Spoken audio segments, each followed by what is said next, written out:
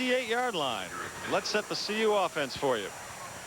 There's your man at quarterback, Cordell Stewart, the sophomore out of Marrero, Louisiana. And the rest of the Buffs offense, the lone running back, Lamont Warren. The receivers are Westbrook, Eric Mitchell, Charles Johnson, the tight end, Christian Fourier. And your offensive line, West Ivy, Stoltenberg, Craig Anderson, and Jim Hansen. First down for the Buffs, their first play from scrimmage. Stewart comes out throwing, complete to Eric Mitchell. He is across the 35 to the 36. And Michael McFarland, the tackle there. Your Baylor defense up front, Fontenot, Lewis, Strahan, Pearson. The linebackers are Burleson, Bruder, and a pretty good one in Lachey Maston. And the defensive backs, McFarland, who just made that tackle, Caldwell, Spencer, and Lewis. A gain of 9 on that last play for the Buffs, so it's 2nd and 1. 3 wideouts in the game right now. Stewart drops the snap. The ball is loose. Baylor picks it up. And the ball will go the Bears' way. So the second play from scrimmage, CU turns it over. Well, we talked about CU earlier and trying to stay away from the turnovers, obviously, on their side of the 50-yard line. It didn't look like Cordell Stewart ever had the football while pulling away from the center. You take a look, Stewart on 2nd and 1. Tough to see. I don't think he ever had the ball, and it came free, and Baylor, with Michael McFarland on top of it, has an excellent opportunity to get the scoreboard first. J.J. Joe at quarterback for Baylor. He hurt CU last year, as Dave told you, with 233 yards passing.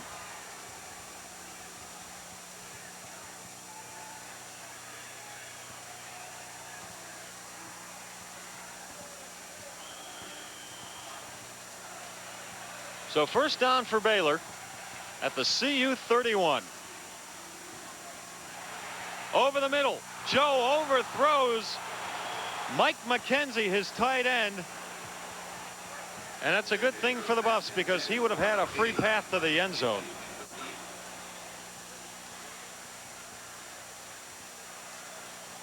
There's your Baylor offense. Joe, the quarterback, a couple of pretty good running backs in Mims and Robert Strait. Bonner, Miller, and McKenzie are the receivers. And the offensive line, all new. No returnees from last year as starters. 2nd and 10 from the 31. The option. This is Mims. Inside the Buffs 15. Stopped by Chris Hudson.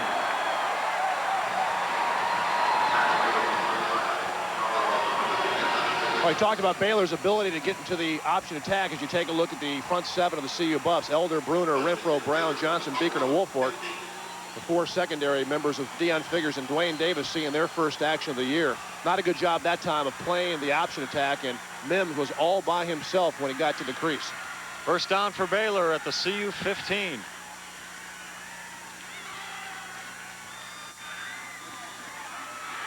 Mims again, stopped for no gain. Take your pick. We'll take Jeff Bruner on that tackle. There were a lot of white jerseys. We've talked so much about great defensive teams, and many feel like Colorado this year eventually will turn into one of those. But when you're put in a situation where your back is against the wall, your offense gives up the football on a short field, you must keep the opponent out of the end zone many, many times. Force them to line up and kick a field goal. Give them 3 points if you must, but don't give up 6. Well, here's a good test for the Buffs right now. 2nd and 10 for Baylor. 3 running backs lined up behind the quarterback. He fumbles the snap, and J.J. Joe decides to go forward with it. He gains 4 yards. Ted Johnson, the tackle.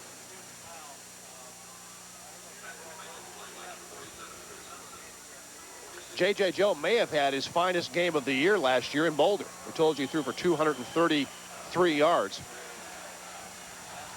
Also ran for 68. Baylor right back to the line of scrimmage. It's 3rd and 6.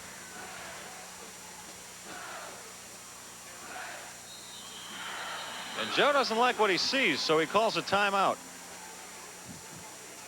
J.J. Joe, a senior from Arlington, Texas. And as he talks things over, we're 3rd and 6. Joe, touchdown. No. The receiver did not hold on to the ball. That was the X-back, Melvin Bonner. He was in the end zone all alone, but couldn't hold on. Well, Bonner caught a long touchdown pass last year in Boulder, 74 yards worth. He escapes the bump of Dennis Collier, bottom of the screen. You can't see. He's already inside, and that's a catch you just simply have to make. He got away from Dennis Collier right at the line of scrimmage. This thing on the money, and Melvin Bonner just gave up 6 points for Baylor. So Baylor will have to go for 3. Trey Wire in for a 28-yard field goal attempt. He was perfect last week, 3 for 3, and he's perfect on that kick right there. So Baylor very quickly capitalizing on CU's first mistake of the afternoon, and the Bears take a 3-0 lead. If you're into this sort of thing, the CU Buffs came in as 9.5-point favorites, according to the odds makers. Tell you this, when you're struggling as a team offensively, and Baylor, of course, has done that, at least in the first game, you have to make catches like that. That's an easy one. And it might have been Melvin Bonner trying to show the football a little bit early instead of just tucking it away after catching it with his hands. Meaning he wanted to hot dog it a bit? Well, it looked like it's tough to see. I don't think he ever had complete control, but sometimes when it's easy, when it looks so easy as a receiver, and you're beating your man cleanly, the ball is right there, you get a nice catch with your hands, you get a bit lazy. And that time, Melvin Bonner, I think, did. They've had a couple of guys wide open right behind the linebackers so far this afternoon. Well, that one was on the corner. Simply man-to-man coverage, and Dennis Collier not doing a good job of taking away the inside. You have to take away that inside when you're playing bump and run and you have no help in the middle. So maybe the Buffs should consider themselves lucky they're down just 3-0. Baylor had a couple of opportunities to put 6 on the scoreboard right away. And now the Bears will kick it off. Doing the kicking will be Chilton once again. And back to receive it for the Buffs, Eric Mitchell, James Hill, and T.J. Cunningham. Eric Mitchell, 2 yards deep, decides to put his knee down, so the Buffs will start with it at their own 20. The last scoring drive for Baylor, 5 plays, 20 yards, ending in a 28-yard field goal. Remember, they recovered the Buffs fumble at the CU 31-yard line.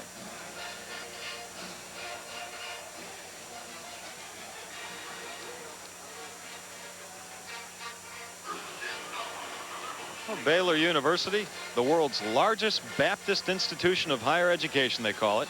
Enrollment, 12,000 students. Right now, CU the ball. Cordell Stewart, the quarterback. The Buffs come out running. Lamont Warren to the 30-yard line. Michael McFarland, the tackle. Warren picks up 10 yards on that play. Well, you can see the possibilities of this offense are endless. This just a counter tray. 3 wide receivers, Westbrook in motion. You've got nobody on the outside, including no cornerback. Went in motion with Michael Westbrook, and Lamont Warren able to get into that hole quickly. 2nd and inches for the first down.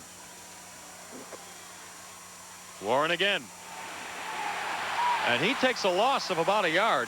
First man to hit him was the linebacker, Lachey Maston.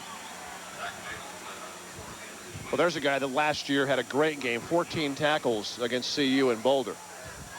Defensively, the Bears are not nearly as big nor strong up front. They lost Santana Dotson, Robin Jones. Both players were all Southwest Conference last year. Lachey Maston, probably their best defensive player. 3rd and 1. Timeout on the field. There is a penalty flag down.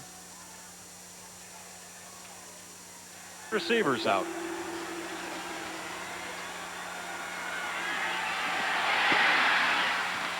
Stewart to the tight end, Christian Fourier.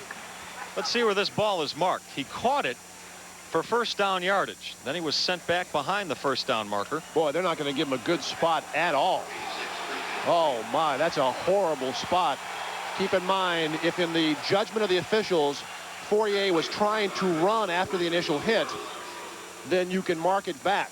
But it didn't look like Fourier, who was taken back with the hit, should be marked back on the 28-yard line. Lamont Warren, you can see on the outside, but Fourier will come from the right side. So he caught the ball well past the 30-yard line. I think now they have changed the spot, although I'm not sure they gave him a first down with the movement of the football. He caught the ball on the other side of the 30-yard line, and right now the ball is marked dead on the 30. And indeed, it is a first down now. They're moving the yard markers. Well, now they're changing their mind again. They brought the ball up 2 yards. Now they're bringing it back. And Bill McCartney obviously not happy. They just took a first down away from him.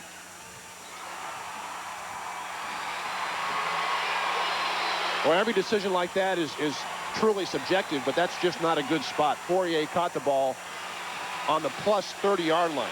So instead of starting over with a first down, the Buffs are going to have to punt. And Mitch Berger will be in to do that. The return man for Baylor is Andrew Swayze. Last week, 1 punt return for 17 yards against Louisiana Tech. This one takes a big CU bounce inside the 15 and down by the Buffs at the 11-yard line. So Mitch Berger with a monster 67-yard punt. 7 to go, first quarter. Baylor leads it 3-0. That's the fullback Robert Strait for a yard. Tackle made by Leonard Renfro. The Buffs' big defensive end, and Chad Brown, the linebacker. Chad looking better after last week, where he suffered back spasms throughout the game against CSU. It's 2nd and 9 for Baylor.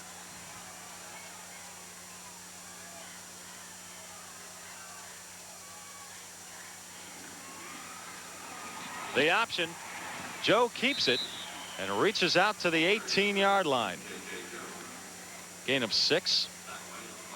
And Chris Hudson makes a good tackle there. As a free safety, you're going to be isolated on the quarterback in the option game more times than not. The fake to the fullback. Brown has the pitch man, and you've got to see 47 appear quickly. And he's got to make that tackle. Otherwise, the quarterback will hurt you all day. 3rd and 4 for Baylor.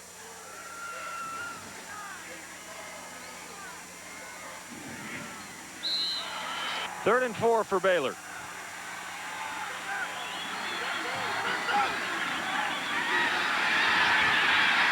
That pass is deflected by the linebacker John Knutson. And that'll bring up 4th down for Baylor.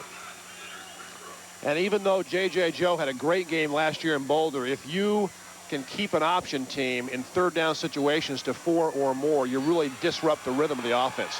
If you take away the fullback and you force them into passing situations, they're not nearly as good a team as if you don't.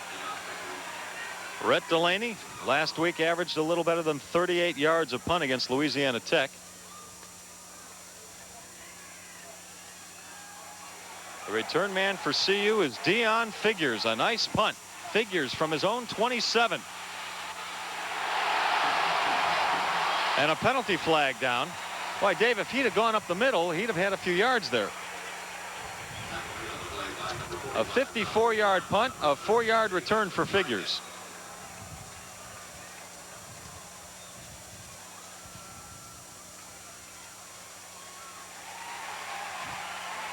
It's 1st and 10 for the Buffs. Lamont Warren thrown for a loss of 2. And throwing him was Albert Fontenot. That time Baylor with a 7-man rush, man-to-man in the secondary. 4 wide receivers, 4 defensive backs. Maybe just the wrong play selection at the wrong time. Sometimes you have to guess what you're going to see on 1st down. That time the Buffs got a pretty good rush up front. 2nd and 12 for Cordell Stewart and the Buffs.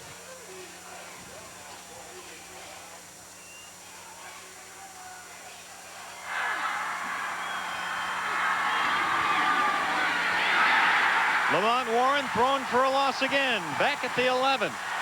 A loss of 7 yards. Lachey Maston into that backfield very quickly, along with Robbie Burleson.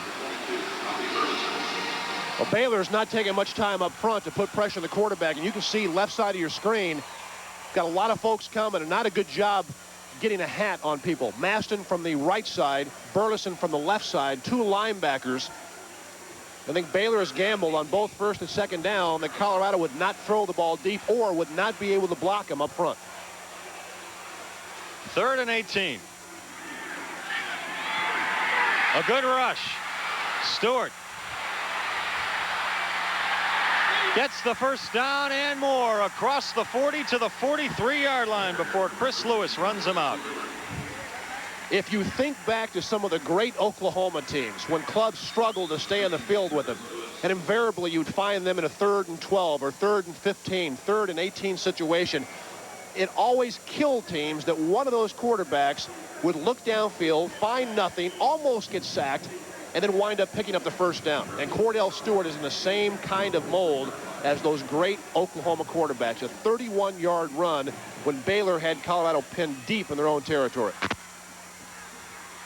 First down for the Buffs, their own 43. Lamont Warren, penalty flags down. Warren gets back to the line of scrimmage. Lachey Maston the tackle.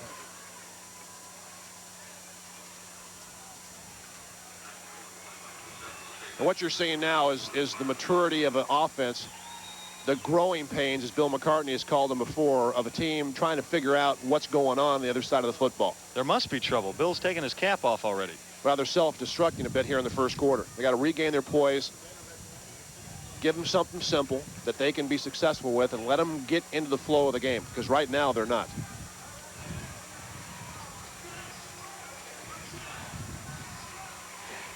Well, the penalty on that last play again went against the Buffs. Sends them back to their own 34. Les Baylor very aggressive defensively with Strahan and Pearson, Lewis, Fontenot on the left side.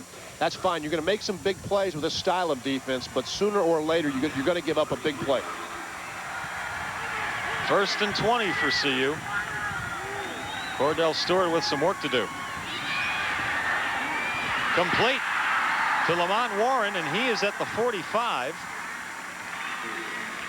Well short of the first down. Lachey Maston, the linebacker, on the coverage there. But you've got a weapon when you can line up your best running back and he can run a quick slant like this. Watch him put his hands above his head and catch the ball. It's a nice catch. Lamont Warren's going to be featured not only as a running back in this offense, but he also is a guy that you want to get the football to outside. Well, last week against CSU, he ran for 72 yards and he caught 2 passes. It's 2nd and 8.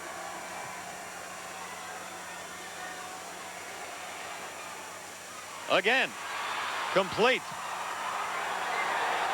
This time to Ray Caruth. And he is pushed out at the Baylor 35-yard line. Ray Caruth, the freshman, will be in the slot. He'll just come down and run an out pattern. Watch where the football hits Ray Caruth. Right in the hands and in stride. You have to throw that pattern a lot of times in practice. You've got to make sure the ball is on the outside. A perfect throw by Cordell Stewart. A nice catch by the freshman. Ray Caruth out of Sacramento, California. He was a running back in high school, and the CU coaches are drooling over this young man. First down for the Buffs at the Baylor 35. We've got 5:10 to go, first quarter. Warren, no gain.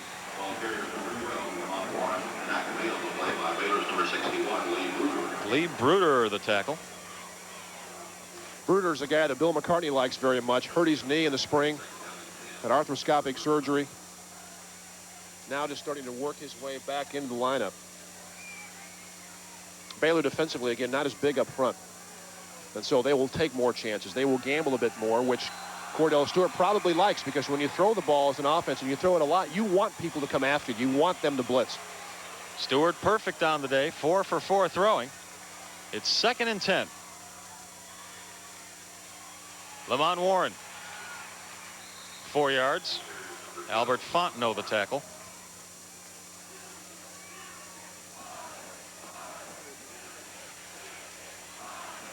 Lamont Warren out of Englewood, California. The Buffs' leading rusher last year, 830 yards. This year so far, coming into the game, 66 yards.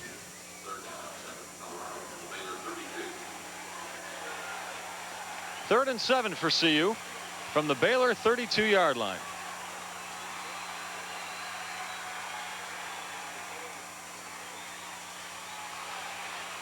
Complete again. Michael Westbrook. Again, let's see where they place it. It looks like they're going to give the Buffs first down yardage on this one. Well, they should, because he had first down yardage. Westbrook just with a simple outcut. Again, I can't impress upon you enough the location of the football where Cordell Stewart puts this for Michael Westbrook. I mean, as a receiver, you couldn't ask for anything more. Westbrook able to hang on. CU picks up yet another first down. There's a guy that's going to be a big play guy his entire career at CU. Big and strong and fast. And he is one of the favorite targets of Cordell Stewart. Well, hard to believe he's only a sophomore, huh? Really is. First down from the Baylor 23. Lamont Warren on the delay. A gain of 3. Lachey Mast in the tackle, along with Sean Cravens. A couple of linebackers bringing Stewart down. Excuse me, Warren down. Cordell Stewart, number 10, has been so impressive in his time as a starting quarterback. His senior year in high school, he was 51 of 109 for 942 yards, 17 touchdowns through only 4 interceptions. He's a guy that understands defense. He also didn't play any other sports in high school except football. Wanted to concentrate on that. 2nd and 8. Wide open. TJ Cunningham. Looks like he's got another first down for the Buffs at the 12-yard line of Baylor. TJ Cunningham just waits for the football. Lined up wide left. Stewart has a chance to go into the slot. Not there. The ball gets outside in a hurry, and you just let athletes like TJ Cunningham catch the ball and make something happen. It's a little bit like the Miami offense. You can see Cunningham is just standing out there, bobbles the ball a bit, but stays with it. Colorado wants those great athletes to have chances to run with the football. There's a great athlete running with the football. Lamont Warren gets it down to the 10. Gain of 1. And what you've seen with the draw on this series, 3 or 4 times Colorado has run the draw play, trying to slow up that charge of the Baylor front. You want to give them something to think about, except pass rush. Under 2 minutes to go, first quarter. The Buffs threatening. They're at the Baylor 10-yard line. It's 2nd and 9. Stewart, with hands around his ankles, completes the pass to Westbrook. And Westbrook gets it down to the 6. Blitz pickup. Westbrook sees the blitz. He'll break the pattern to the outside, and Stewart is almost sacked. McFarland and Swayze finally hauled down Westbrook. But again, the strength of 2 players. Stewart to get the ball off, Westbrook to drag a couple of Bears. Here's where Colorado, the offense last week against CSU, really faltered a bit once they got into scoring territory. Had a tough time knocking it in. It's 3rd and 6 for CU. Here they come. Stewart complete for the touchdown. It's the tight end, Christian Fourier.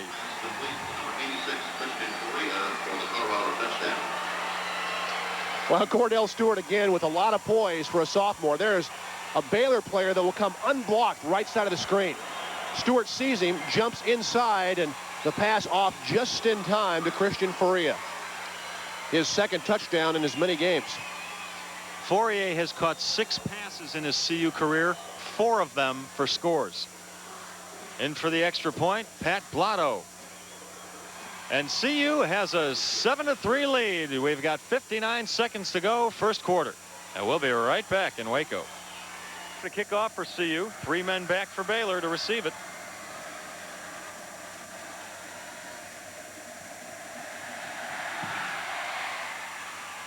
But nobody will get a chance. Berger puts it out of the back of the end zone. So Berger doing his job. He did it so well last week against CSU also. And Baylor will start with the ball at its own 20. We've got 59 seconds to go, first quarter.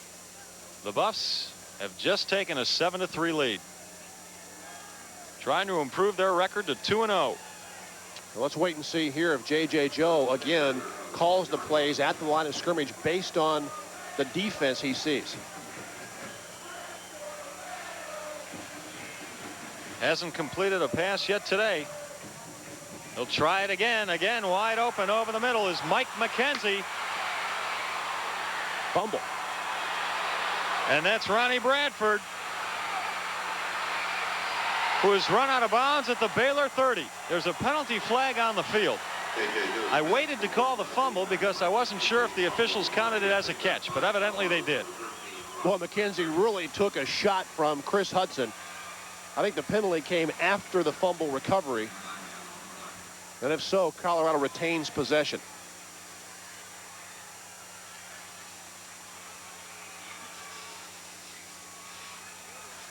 You'll see the tight end wide open. Here comes Chris Hudson. Will stick his helmet right in the midsection of McKenzie. That clearly a catch. And Ronnie Bradford finally rolls it down.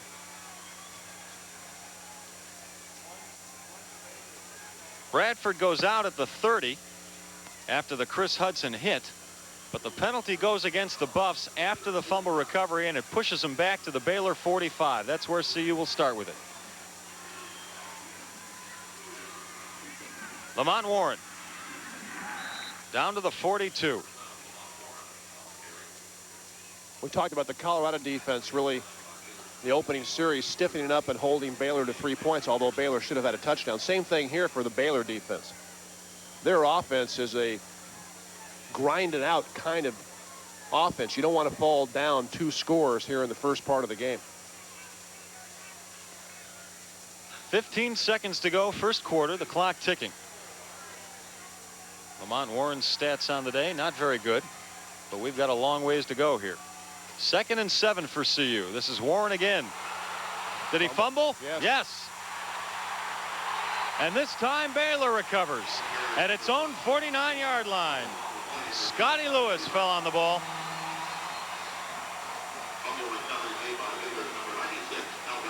Well, you'll see Lamont Warren get hit in the backfield. The counter Trey and Albert Fontenot able to force Lamont Warren inside and then also come up with a fumble recovery. We're going to take a break. Kick him out. Ball stripped away, and Albert Fontenot also on the recovery. Scotty Lewis with the tackle, Fontenot with the recovery, and Baylor with the second fumble recovery of the day. Fontenot doesn't get blocked many times. Very, very quick at 260 pounds. Yeah, they love that kid. Grant Taft calls him one of the best defensive linemen in school history. There are your first quarter stats. The Buffs on the top end of each of those categories, and on top of the score, 7-3. But Baylor has the ball. Another liberal placement for Baylor. The ball was recovered at their own 49. Since then, the officials have. Oh, we've switched. Yeah, we've switched sides. My mistake. They're still at the 49. That time, J.J. Joe fell on his own, back at his own 40.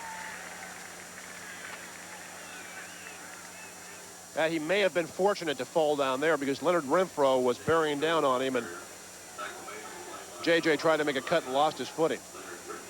Loss of 9 on the play. It's 2nd and 19.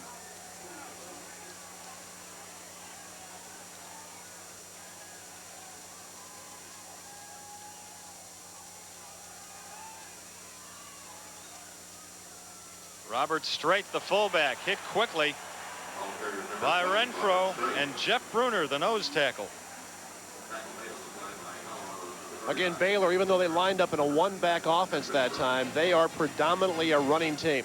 And J.J. Joe would much rather hand the football off to Robert Strait and David Mims than drop back and throw it 50 times.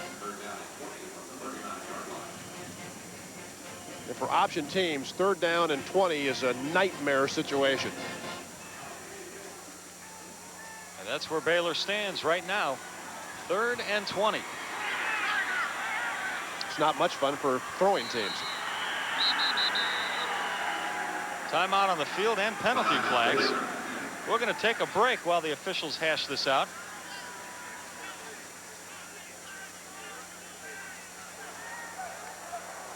Okay, we'll keep it right here. Baylor takes a timeout. There was a penalty flag on the field. And welcome a very special group of fans to today's game. Seated in the north end zone are students, teachers, business partners, advisory board members, and students. You see Grant Taft talking to J.J. Joe. AFL fans will remember Cotton Davidson, who played for the Raiders for quite some time. Davidson is the offensive coordinator here at Baylor. 3rd and 20. Nobody wants to make calls like that. J.J. Joe saying, Coach, what do we call? I don't know. 20-yard play. It's up to you, JJ. Just get me 20. Now, let's go to the sideline right now and a report from Mark McIntosh. Mark? Thank you very much, Les. The Buffs on the sideline, like we talked about, you know, it is hot down here. A few things they're doing as a precaution. All the guys got their helmets off. Normally a home game at Folsom Field, they keep those helmets on, but they got all their helmets off. They're drinking a lot of water, and they're also getting wetted down, toweled down with these nice towels that they've got soaked in ice over here. So they're trying to keep them cool over here on the sideline. Back up to you guys.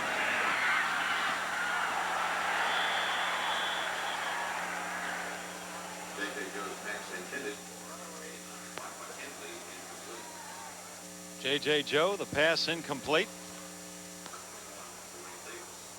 That'll bring up 4th and long for Baylor. They'll bring out the punting unit. The punter is Rhett Delaney. Back to receive it for the Buffs. Off of a 1-game suspension is Dion Figures. Delaney with a wobbly kick. And it takes a CU bounce.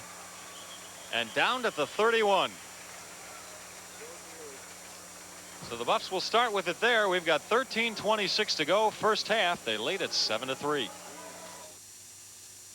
Looks great.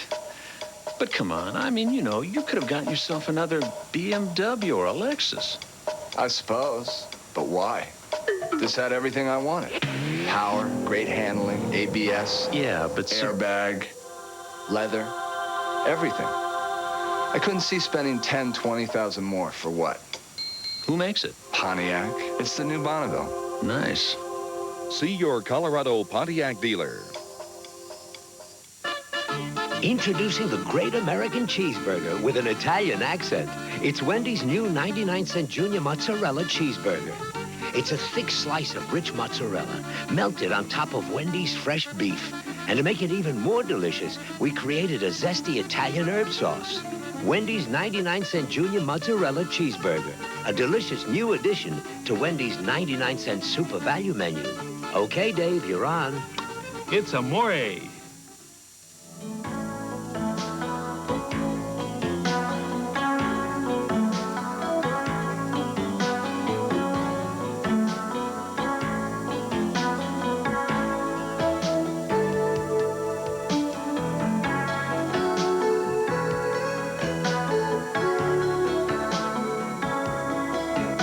Music to your eyes.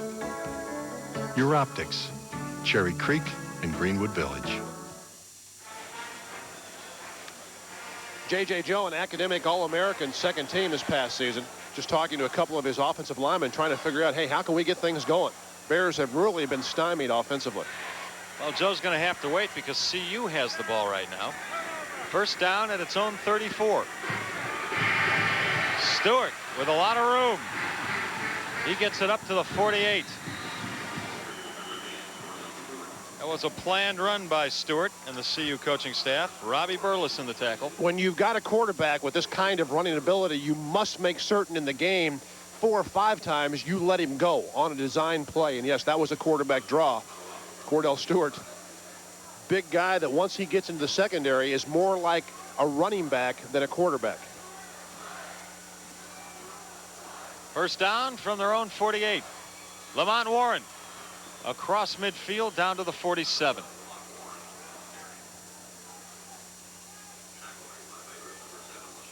A gain of 5. Lachey Maston the tackle. Would you like to be in that thing? Not today. About no 400 thanks. degrees in that hat. Chips. Go on.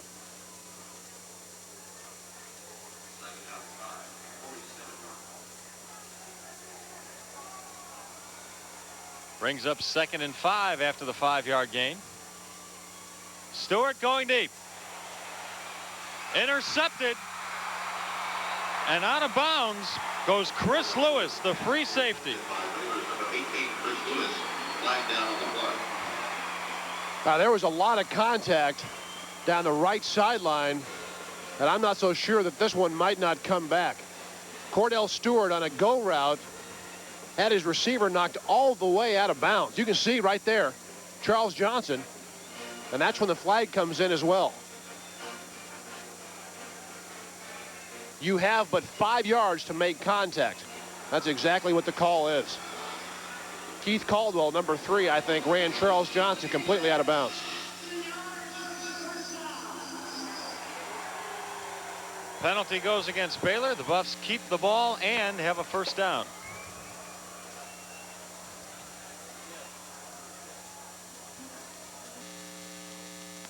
And CU will have it at the Baylor 37. That's the first penalty against Baylor this afternoon.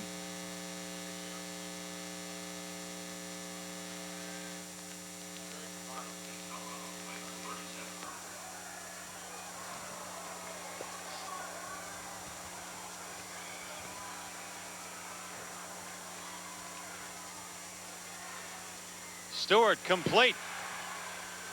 And down to the 19-yard line goes Ray Caruth, the freshman out of Sacramento.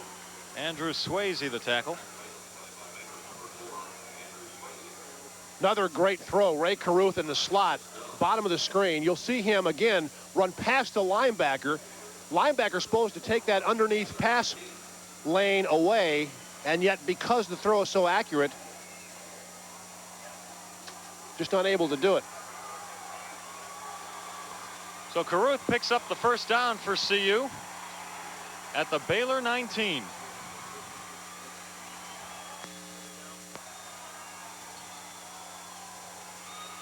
Good protection. But not for much longer. Stewart brought down at the 17. He got a couple of yards out of it. Daryl Gardner finally the tackle. Cordell Stewart has learned in the last couple of weeks.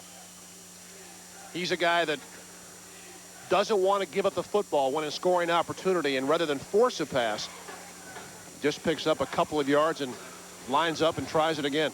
A lot of young quarterbacks on that play will throw the ball in the end zone hoping for something good to happen. 2nd and 7.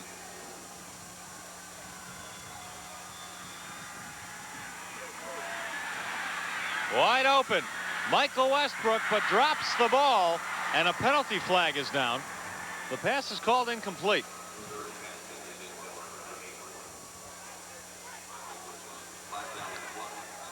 Well, with all the good things that have happened to Michael Westbrook in some 7 days, a few bad things have to happen, and this is one that Westbrook will catch about 99% of the time. Just tried to turn it upfield and run before he had the football. And Charles Johnson, I think, number 9, laying on the ground, was called for offensive pass interference on that very play.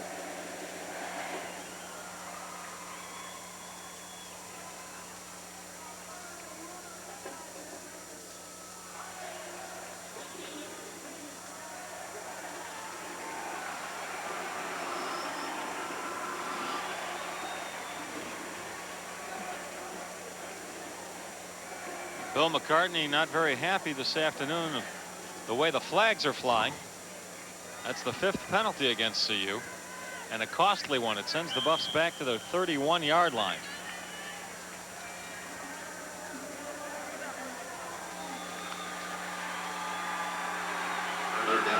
So it's 3rd and 22. CU with the ball in Baylor territory, the 31.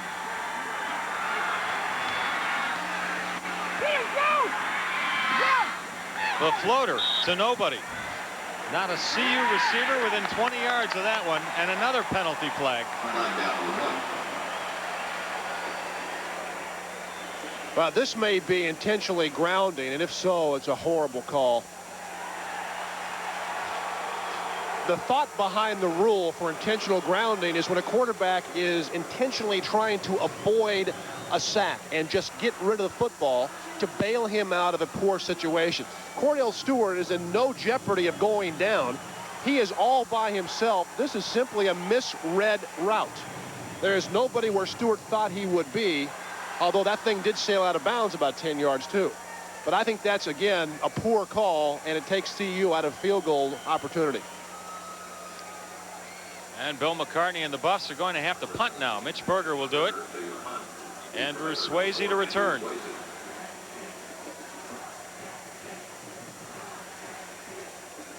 There's Swayze getting set for it. They've got 11:16 to go, first half. Berger with a high one. Bouncer. This is James Hill, his first carry on the day, no gain. Helmets flying.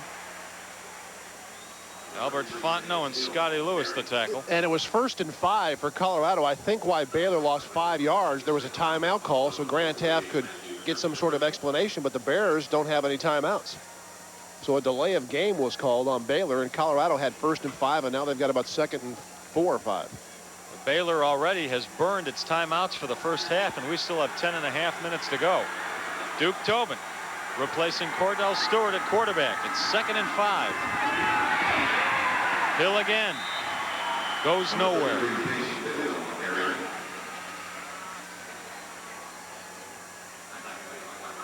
Well, Cordell Stewart is retaped now and anxious to get back into the ball game. He's not hurt. He's got his helmet on and just waiting for the word from the coach.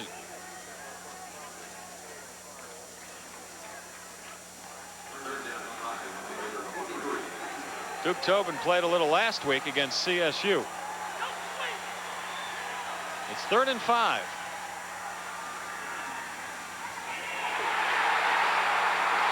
Tobin is brought down by Fontenot back at the 36-yard line. A loss of 13. Boy, the coaches here weren't kidding. He is a good one. He's very, very quick, and he's especially quick when he's not blocked. And Duke Tobin off the counter fake will look up just in time to see number 96 right in his face. Fontenot is supposed to take the fake a little bit down the line, allowing Tobin to get outside, but nothing doing on that play. This is a 50-yard field goal attempt by Blotto. It's high enough, and it's good enough. Blotto from 50 yards, the longest field goal of his college career. And that gives CU a 10-3 lead over Baylor with 9:12 to go. Mitch Berger. And 3 Baylor Bears back to receive it. Again, no chance for a return. Berger puts it 5 yards beyond the end zone. So Baylor will start at its own 20. That last scoring drive for CU went 8 plays, 33 yards, and they ate up 4-14. Let's go to the sidelines and Mark McIntosh. Mark? Thank you, Les. You saw early in the game Cordell Stewart getting that left ankle taped. He has a middle foot sprain on the left foot. That's according to trainer Dave Burton, but Cordell Stewart is expected back in the ballgame on the CU next series. Back up to you guys. Cordell Stewart, you heard Mark, a slight injury, but he'll stay in this game. Right now Baylor has the ball. 1st and 10 from its own 20. Joe, complete. Incomplete. It would have been complete if the receiver didn't get his bell rung. The intended receiver was Mike McKenzie, and Ronnie Bradford just leveled him. Well, good job of disguising the coverages. McKenzie will come right to left across the screen. He thinks it's man-to-man coverage as Dwayne Davis jumps on the route. What he didn't know was that Ronnie Bradford on the right corner had simply played zone, was sitting there waiting for him to come to his house. That's a headache. 2nd and 10.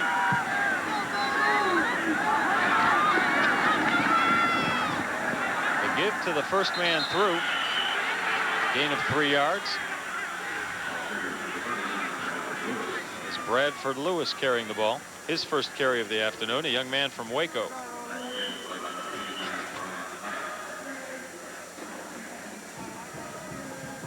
Total yards so far, the Buffs with almost 100 more than Baylor. That's reflected in the score. CU leading it 10-3. 8.5 minutes to go, second quarter.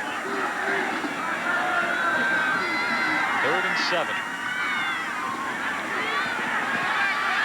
Almost intercepted by Chad Brown. And again, when you get option quarterbacks in must-throw situations, sometimes they make throws they don't want to. And Chad Brown will undercut the out route of Mike McKenzie, had to go right through his hands. In his defense, however, keep in mind he's playing with that cast on his hand. It's going to be tough to catch a ball thrown that hard with only one good hand. Brett Delaney to punt. Dion Figures to receive. He lets it bounce again. And again, a nice bounce for CU. Goes out of bounds at the Buffs' 43-yard line. It's been a slow second quarter because of all the penalty flags. We still have 8:13 to go. You can get the analysis of today's game from the coach himself tomorrow night on the Bill McCartney Show. We'll bring you all the highlights of today's game, as well as introduce you to a special CU student athlete. Join Dave Logan and Coach McCartney as they analyze what worked and what might not have in today's game, as well as take a look ahead to next week's game against the Minnesota Golden Gophers. That's the Bill McCartney Show, Sunday nights at 10:35, immediately following the News 4 Late Edition, right here on News 4, the home of the CU Buffs. 1st and 10 from the 43.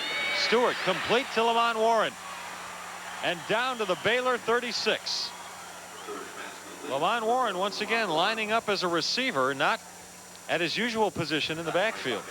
I talked about his ability to catch the football. Lamont Warren gives Cordell Stewart yet another big body. Good size, 195 pounds worth, coming across the delay route.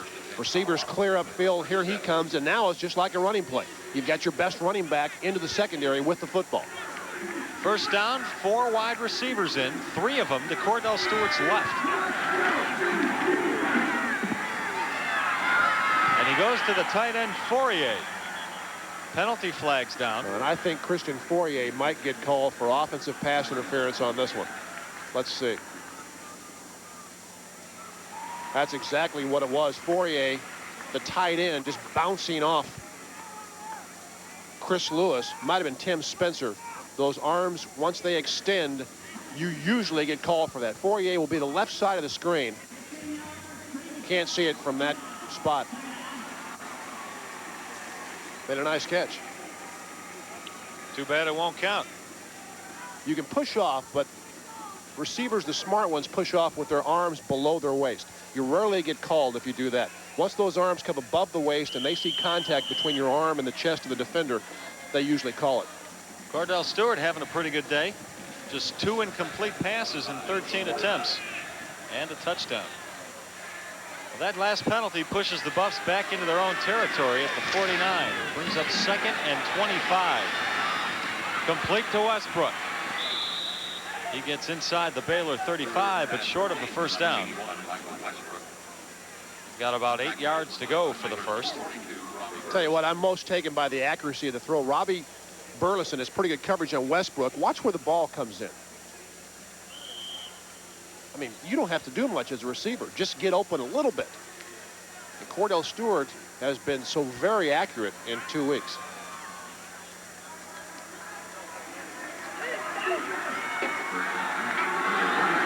Third and 8 for CU.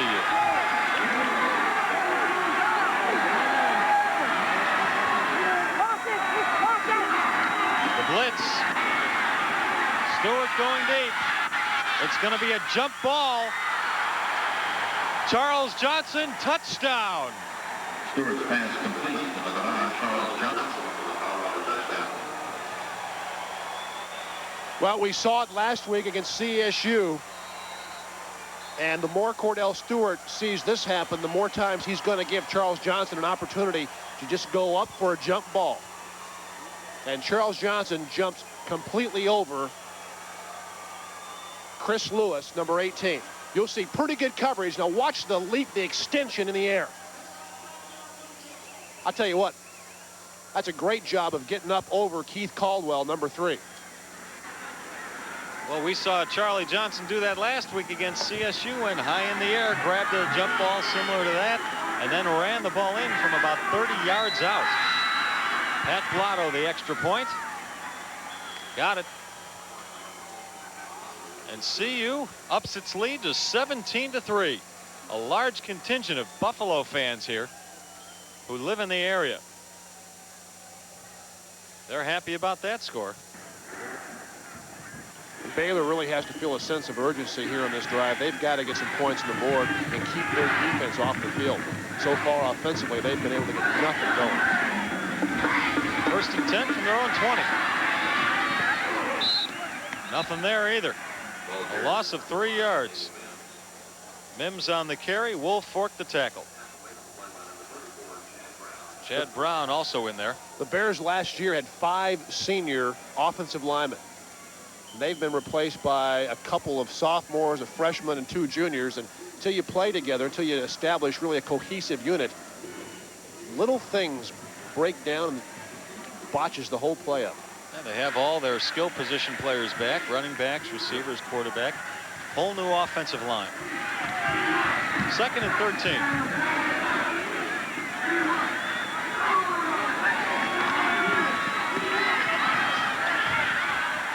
Joe overthrows his man, Marvin Callis.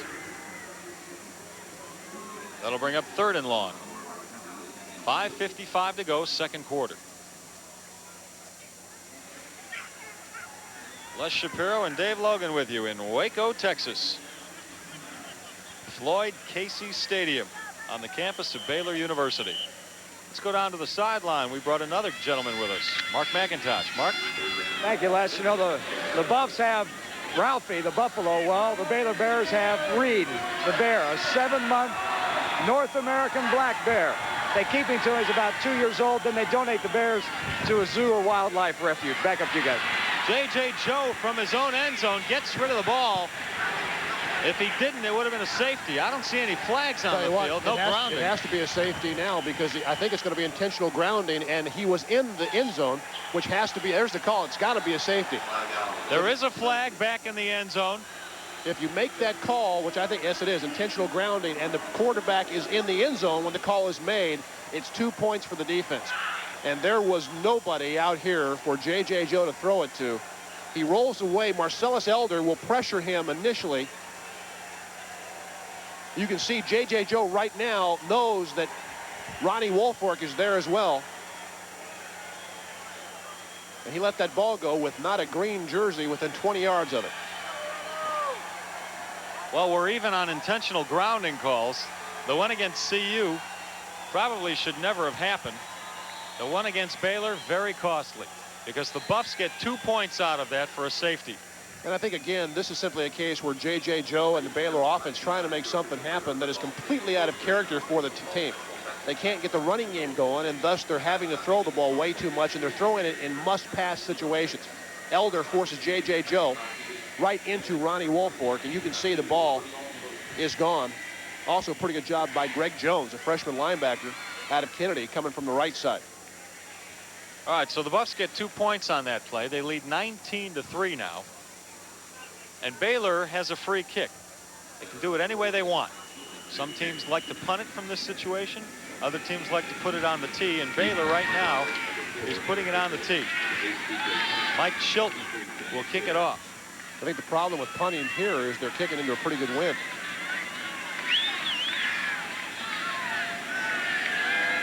Eric Mitchell is the man deep for CU to receive the kick. And he's back at his own 25. Takes it from the 21. And good blocking up the middle, across midfield, and down at the 46-yard line. Eric Mitchell with a very nice return for CU.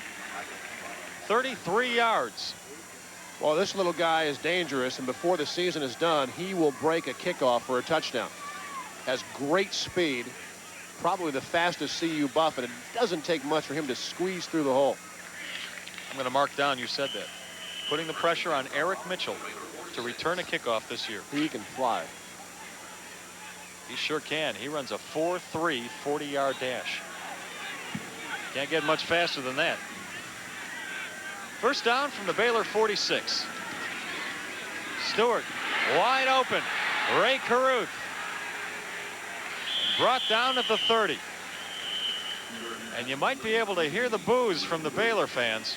Well, they're upset because Colorado able to move the football, but again, to the Baylor defense, I think the Bears are very unusual to see this kind of offense, I should say. And Baylor's not a team that can play pass defense against great passing offenses. And right now, Colorado is throwing the ball every which way. The Buffs with a first down at the Baylor 30.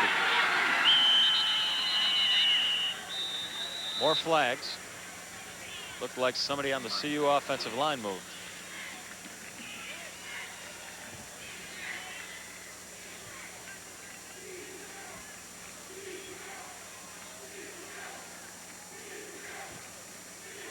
Procedure penalty against the Buffs. That'll cost them 5 yards. And push them back to the Baylor 35. Right side of your screen, Roger Ivy, along with Derek West, both jump. And that really, penalty is the only thing that has stopped Colorado here this afternoon.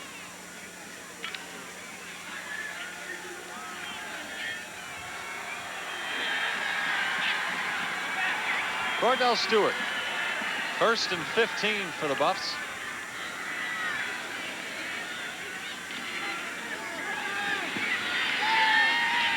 Great catch by Christian Fourier.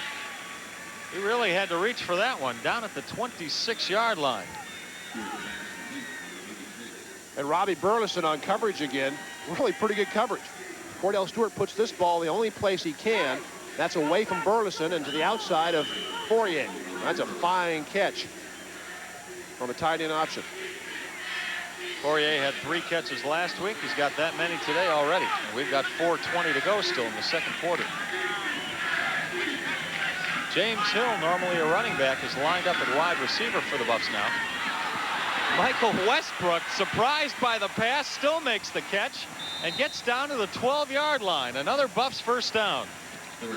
Baylor again on the blitz. Cordell Stewart picks it up. The ball is gone, and if you're a receiver, you better get your head turned around quickly as well. Michael Westbrook in the slot. He sees the blitz. The head's got to come around. The ball's already gone. What a great adjustment. Makes a good move on Chris Lewis, and Westbrook is an excellent runner after the catch. Well, that's a quarterback who sees the blitz. That ball is going to be gone. Westbrook realizes that the blitz is on. He's got to cut his route to the outside, and then the athletic ability takes over. First down for the Buffs at the Baylor 12-yard line. And again, a lot of jumping on the line. That looked like the Tulane green wave coming across. Well, Steve Strahan was in the backfield, and Michael Westbrook in motion ran into it.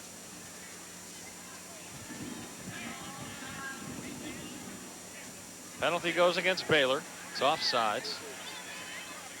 You know that something is wrong when you're the man in motion running behind the quarterback, and before the ball is snapped, you run into a defensive tackle. Hey, you're not supposed to be in here. But if he's there, hit him anyway. When in doubt, hit someone. That's right. Grant Taft watching his team fall apart right here. 1st and 5. James Hill. Will he get in? Just short. Just short of the goal line. That's a first down for the Buffs at the 1-yard line of Baylor.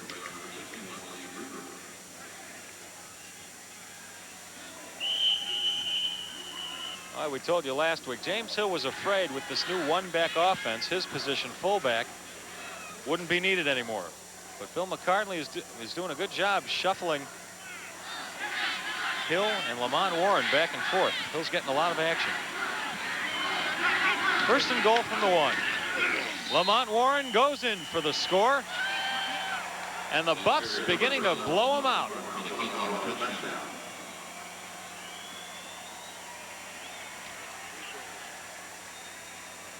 Good job by James Hill leading Lamont Warren into the hole. That's the old fullback sticking his nose in there and knocking something green out of the way, and Lamont Warren easily into the end zone. And there are a lot of CU fans here today. Had a big get-together before the game. Black and gold tents everywhere. For a second, I thought I was in the state of Colorado. The extra point is good from Blotto. And the Buffs have been Boffo. 26-3, they lead Baylor on Baylor's home field. You see Grant Taft with the headset on. He's trying to figure how they can get this offense going against a team that he admitted this week has more talent than the Bears do. When you're an option attack, though, you fall way behind. It's really extremely tough to get back in it. You become impatient and you can't stay with what you do best, and that's running the football. Well, let's switch gears to the NFL on Monday night. The Buffs' Mitch Berger kicking off. Will Baylor have a chance to return this one? No. Not even close. On the last scoring drive for CU went 5 plays, 46 yards, and they chewed up 3 minutes. Dave, they've scored almost every way possible so far. Touchdown pass, touchdown run, safety, a 50-yard field goal from Pat Blotto. And really, Baylor defensively, again, they have not stopped Colorado all day. Penalties have hurt a bit, but I'm sure Bill McCartney is pleased with the overall performance and the fact that when they've had opportunities here in the first half, they've taken advantage.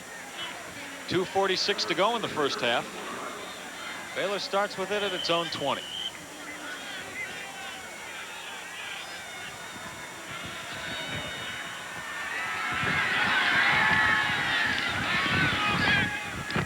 Intended for David Mims. That pass off the mark, however. Chris Hudson on the coverage. I'll tell you, that's a case of just not wanting the football and wanting to take care of your body instead of really laying out and trying to make the catch. David Mims had a chance to catch that ball, but saw Chris Hudson out of the corner of his eye and gave it up.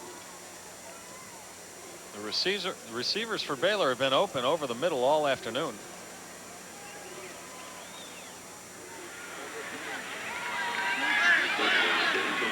Not a stellar afternoon so far for J.J. Joe. 2nd and 10.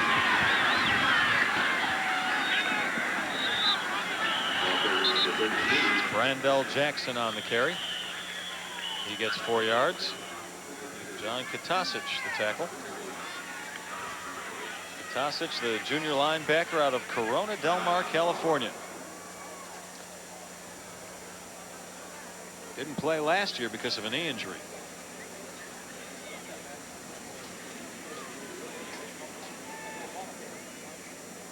Join News 4's Gary Miller and catch the beat. Broncos beat tonight at 6:30. Gary will preview tomorrow's game against the Chargers, as well as bring you some very special features and interviews. That's Broncos beat tonight at 6:30 right here on News 4, the home of the Denver Broncos. Field right now. J.J. Joe directing traffic.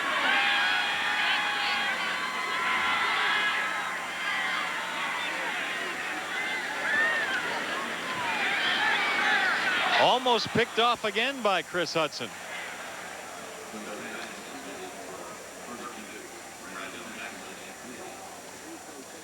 Well, we've talked a lot about Cordell Stewart and where he places the football.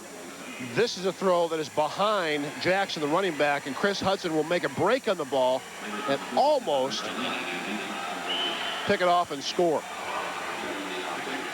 Baylor has to punt. Rhett Delaney will do it. Dion Figures to receive it. Back at his own 40. A short one. And that goes out of bounds at the CU 48-yard line. So the Buffs get it in decent field position again. We've got 2:17 to go, first half. Buffs lead it 26-3. Now since 19.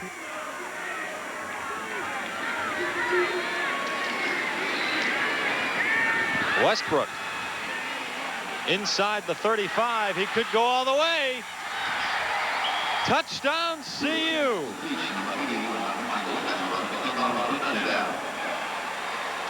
Well, this is the same play the series before where Westbrook turned around and had the ball almost stick on his hip. It's a side adjustment. The blitz will come. Stewart sees it. Westbrook will break his route to the outside. Now, Chris Lewis, the free safety, you'll see he's got to make this tackle. He slows down for a second and almost gives up on the play. And Westbrook is down the sideline for a 52-yard touchdown reception. Boy, did he turn it on there around the corner or what? Lotto the extra point. Now we've got a rout. Still in the first half. And CU leads it 33-3. If you're going to blitz a team that can pick up blitzes and throw the football, you got to get your free safety closer to the side adjust man. In this case, Michael Westbrook. Right side of your screen, you'll see the blitz come. So does Stewart. He's unblocked. The ball is gone. Look how far Chris Lewis has to run and then stops as Michael Westbrook just turns it up the field. You simply can't play pass defense like that. Too easy. This is very, very surprising to a lot of people. The CU cheerleaders will be tired by the end of the day. They do push-ups for every point scored. But this was surprising to a lot of people who felt you go down into Southwest Conference territory. Baylor University, a team that went 8-3 in the regular season and went to the Copper Bowl last year. And it's not supposed to be this easy. You're right, and give Colorado credit for that. They've come out and executed their offense, but let's also be realistic. That's a very poor job of playing pass defense, and there are a lot of teams in similar circumstances that would score and score a lot of points. Mitch Berger to kick off. And a trio of Bears back to receive it.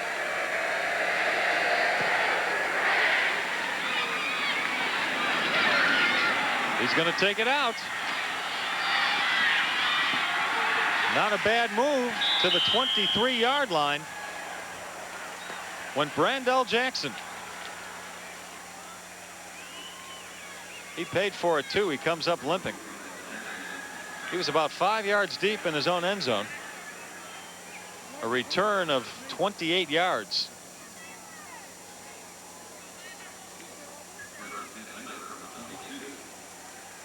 Well, Baylor needed a spark. J.J. Joe ducks under one man. Gets the pass off, but incomplete. Intended receiver was Reggie Miller. Joe gets 3 yards. Ronnie Wolfork the tackle. Again, the problem with falling so far behind, that's what Baylor does best, run the option. And they got about 3.5 yards in the quarterback keep. That's fine. That keeps you in business if you're in the game. But when you're 30 points behind, obviously you want to throw the ball. You got a tendency to rush everything, and you get completely out of your character. Well, it'd be hard for Grant Taft to preach patience right now, being down by 30. But you can't throw it every down. Or can you? 3rd and 7. 3rd and 12. Deep over the middle, complete to Mims. Chris Hudson, the only man with a chance, but he won't get him. David Mims takes the lollipop from J.J. Joe and goes all the way for the score.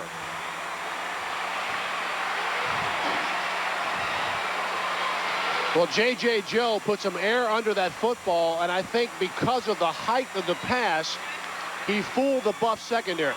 Mims in the right side runs just a quick post, and you can see just a horrible angle taken, I think, by Dwayne Davis.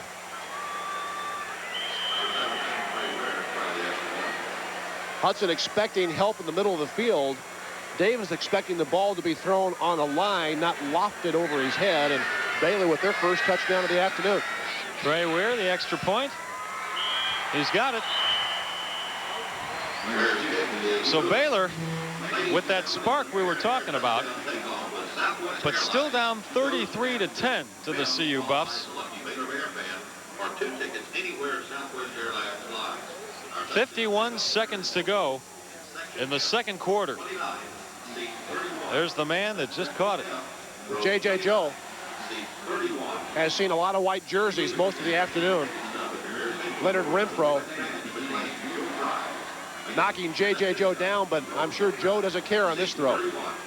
Tough to see as to who was playing free safety there, but he thought the ball was going to be thrown on a line. I think it was Greg Lindsey, and the ball was lofted over his head. When you're playing in the middle of the field, as they say, you got to be deeper than the deepest. David Mims, he's not big, but he certainly came up with a big play there.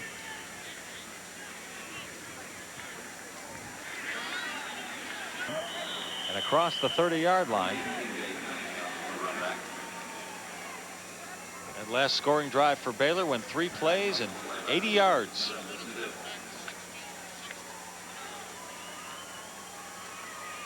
Let's see if the Buffs come out throwing now with 44 seconds to go. At their own 32-yard line. Playing quarterback for the Buffs now will be Duke Tobin. So Cordell Stewart will get a breather right before half.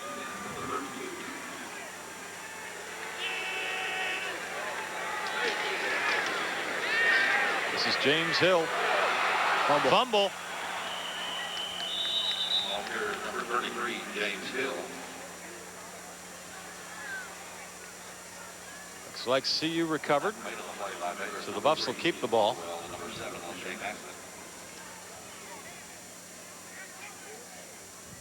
End of the half. And the Buffs doing a number on Baylor. Third. CU games aired on Channel 4. At News 4, we hear you. People are always asking me, so how does it feel to come home to Colorado? Well, I could never have guessed how good it would feel. Here, I can walk down the street where my dad taught me to ride a bike and where my sister and I used to climb trees. And the people here are so warm and friendly, down to earth.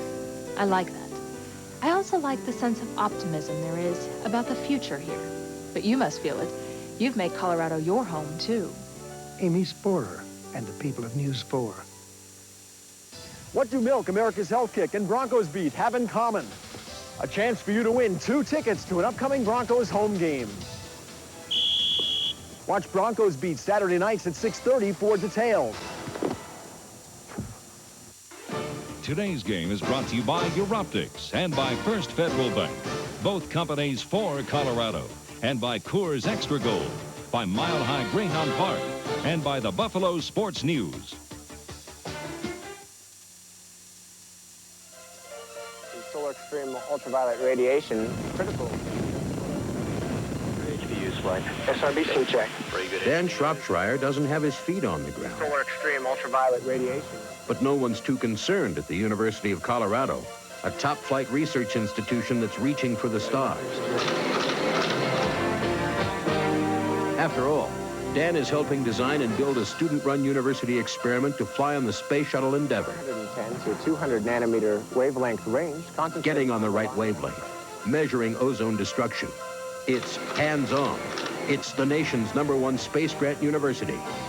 It's the University of Colorado.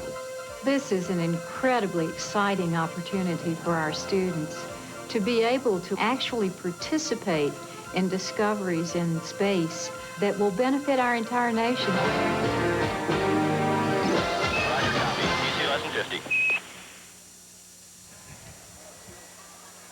CU fans in the stands at Floyd Casey Stadium in Waco, Texas. Got to be happy about this one.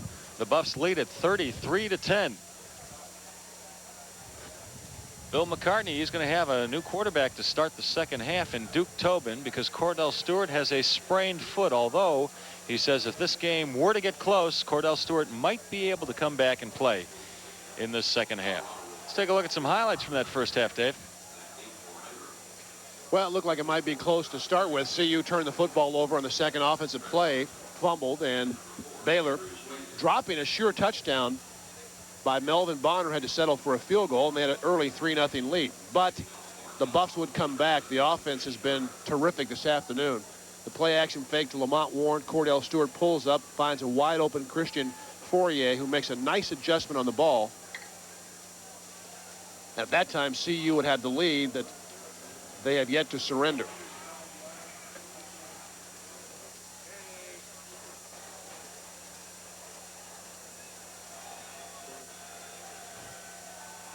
The first of quite a few CU scores on the afternoon. Michael Westbrook also caught a touchdown pass and went 52 yards. Pat Blotto, a 50-yard field goal, the longest of his college career. And right now the Buffs getting ready to kick off. Mitch Berger with that duty. And the deep man for Baylor is Brandell Jackson.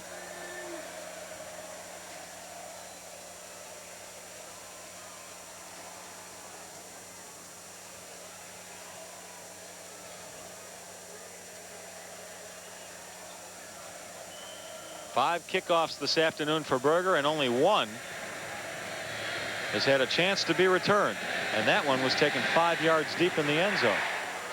No chance here. So Baylor will start at its own 20. Halftime stats for you. The Buffs annihilating Baylor in the first down category, 14-2. Same thing with rushing. Baylor with just 7 yards on the ground. More than twice as many yards passing, and total yards almost 3 times as many. Baylor with J.J. Joe at quarterback. First down from its own 20. The pitch to Mims, and he gets 9 yards out of that play. Chad Brown the tackle. And I think if Baylor is going to get back in this, that's the kind of play they've got to stick with. This is an option football team. Because they got so far behind, they were forced to throw the football 13 times in the first half. They'd like to throw the ball between 13 and 17 times for the game. And I think you'll see Baylor come out and really try to get that option going and sneak back in this game, and also keep their offense in the field. 2nd and 1. This is the fullback, Robert Strait. He hasn't gotten much work today, but he got the first down there. Buffs have done a good job of taking him out of the offense. Well, he's a guy you better take out. 260 pounds.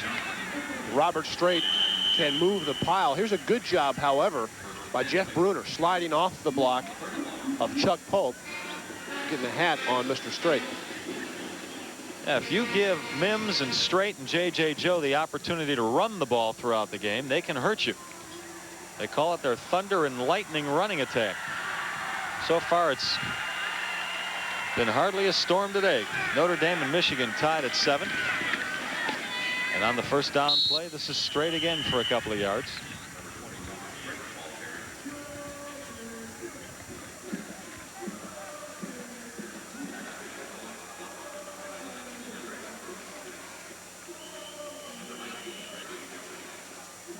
That'll bring up 2nd and 8. The CU sideline. A lot of helmets off there because it's so hot on that artificial turf. At game time, 67% humidity. Joe going deep again. Complete again. And finally, Chris Hudson brings him down at the 15-yard line. That receiver was Reggie Miller, the senior out of Waco. Well, when you have success running the ball a little bit, you can play action. And Miller gets inside Ronnie Bradford. And again, you see a safety. In this case, Chris Hudson, who undercuts the throw.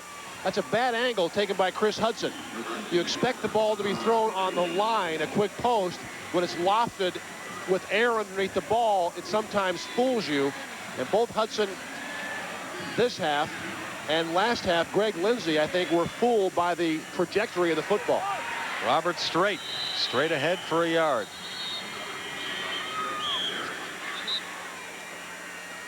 Greg Biekert brought him down.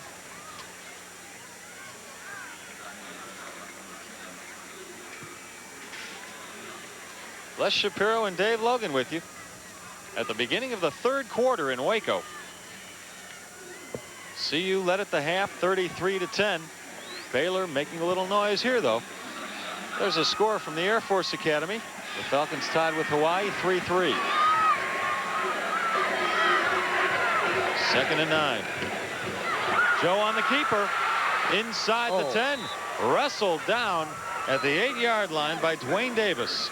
That's the luxury of having a free safety at 6'2" and 205 pounds. We've told you that in most option games, the free safety is locked on the quarterback. And Dwayne Davis, you see him running from the left side of your screen.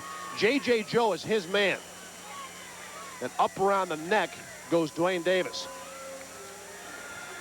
Dwayne with his first game back from a broken arm. Didn't hesitate to use the arms there to bring down the back. It's 3rd and 2. Robert Strait stood up by Greg Biekert at the 5-yard line. Very close to the first down. It's going to depend on the placement. There's no doubt here, even if they're shy, what Baylor will do. And they're not shy. At least it doesn't look like it. It looks from here like they may have the first down. You're right. They're moving the chains. So it's 1st and goal from the 5. And maybe Bill McCartney wasn't just jiving us. Baylor might not be out of this one yet.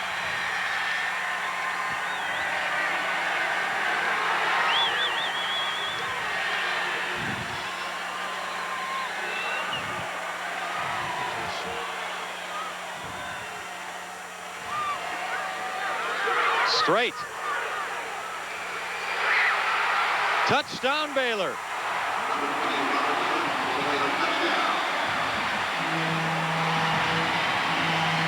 A few Buffs had a shot, but nobody brought him down.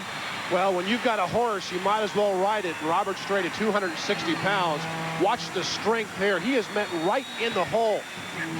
Stopped there by Greg Beekert and a host of Buffs, and it's strong enough to continue to keep his legs working and kind of grind himself into the end zone.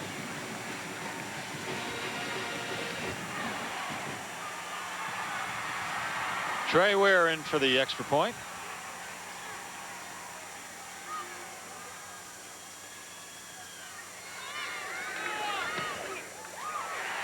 And we do have ourselves a ball game. Baylor with 2 quick scores, one at the end of the half, one to begin the second half, and the Buffs lead down to 33-17. Our customers tell us we started a tradition in their lives, a tradition in quality and customer service in men's clothing. I guess that's why we've been so successful for the past 41 years. Our customers are really important to us, and that's why we recommend Corbin Clothing. And we've carried Robert Talbot ties for over 30 years. Our customers love them. Maybe it's time you started a clothing tradition in your life. Come see us at Homer Reed Limited. Homer Reed Limited, downtown Denver, Marina Square, and Cherry Creek North. U.S. West Cellular asks, where does all the time go? Well, we can't tell you where the time goes, but we can tell you how to buy it back with service from U.S. West Cellular. How's it going? Right on schedule. U.S. West Cellular, making the most of your time. News 4, setting the pace. Hello, I'm Bill Stewart. It's been a stormy first year for Denver Police Chief Jim Collier. If you missed News 4, you missed our exclusive interview with the chief as he talked openly about the controversy surrounding the department and the personal attacks on him. And we brought you the touching tale of Enki, the tiny dog with the big heart, retiring after 6 years, that's 42 dog years, of comforting hospice patients. News 4, setting the pace.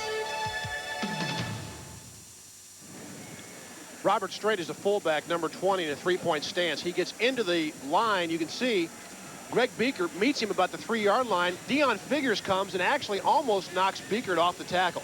But Strait, with tremendous power and size, able to get into the end zone. 7 plays and 80 yards. Took the Bears 4 minutes, and, well, that's what the doctor ordered for Grant Taft's crew. Let's go, baby. So we're coming back. Baylor seemingly back in it now.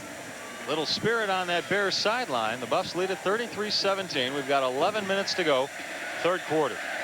And Baylor kicking off. The deep man is Eric Mitchell from his own 15. And a return of 21 yards. Eric gets it to the 36.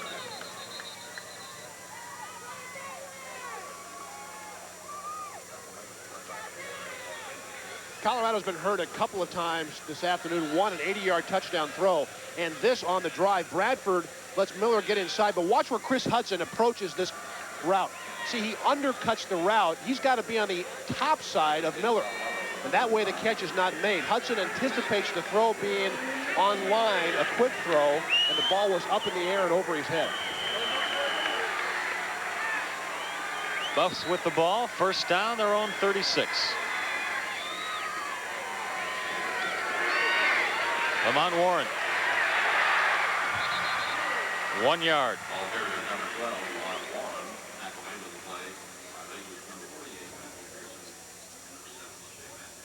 A couple of other Big 8 scores for you. Nebraska leading Middle Tennessee State 14-7 in the second quarter. And Oklahoma doing a number of on Arkansas State, 13-0 in the second quarter. That Arkansas State team now coached by former Tampa Bay Bucks and New York Giants head coach Ray Perkins. 2nd and 9. Duke Tobin in a quarterback for CU. First down yardage across midfield. He's marked out at the 50. So Tobin, the junior out of Arlington Heights, Illinois, shows a little fancy footwork there. And Duke has watched this game long enough to know that, hey, if you don't like something downfield, make something happen with your feet. This looks a little bit like Cordell Stewart. Tobin with enough speed to turn the corner before he gets knocked out of bounds. He's a transfer from the University of Illinois with great football bloodlines. We'll get into that in a second. Meantime, first down for CU at midfield. James Hill. A second effort nets him a couple of extra yards. Let's go to the sideline and Mark McIntosh. Right now he is sitting on the artificial surface here. It looks like he's got a cramp in his left leg. We'll go over there and try to check it out and give you more later. Thanks, Mark. And Dave, that's not unusual in heat like this to cramp up. It's really not. The key is what you do after you cramp up. Sometimes it's so painful you think you've got rid of the cramp, you come back and start to run, and that thing just like bites you, knocks you right in the back of the leg, and they are painful too. 2nd and 8 at the Baylor 48. Tobin complete to the tight end Fourier, and another first down for CU down to the 36. Boy, Fourier is really coming on. Well, he's a terrific pass receiver from the tight end position. This is a good throw by Duke Tobin. They've been able to run this route because Baylor does not play head up on the tight end. You can see Fourier able to release the line of scrimmage cleanly. He's into the secondary, running simple out cuts against zone defenses. And the more they use the tight end, I think the more CU will see people lined up right on his head. First down for CU at the Baylor 36. Tobin incomplete. Intended for Charles Johnson, who just couldn't quite find the handle.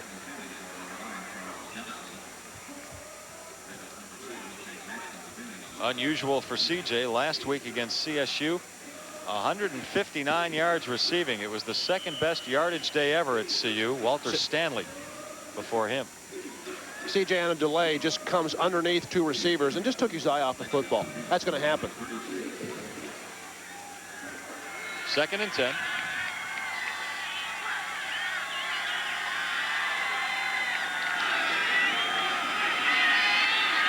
Open over the middle. That's Westbrook, complete between 3 Baylor Bears and inside the Baylor 10-yard line. Boy, another good throw by Duke Tobin. The reason this pass is successful, however, aside from the nice throw, is that Michael Westbrook at 210 pounds can withstand the collision right when he catches the ball. That's a big body. You can see from the right corner.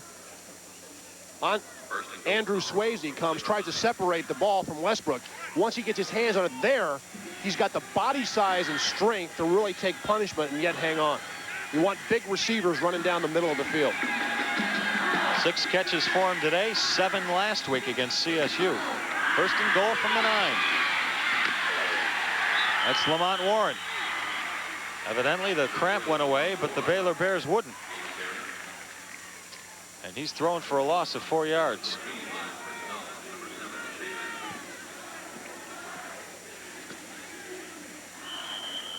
There's a final for you from Pittsburgh. West Virginia doing a number on Pitt, 44-6. 2nd and goal from the 14.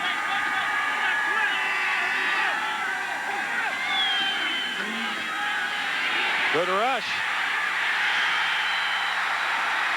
And Tobin is sacked back at the 22. Albert Fontenot wrapped him up.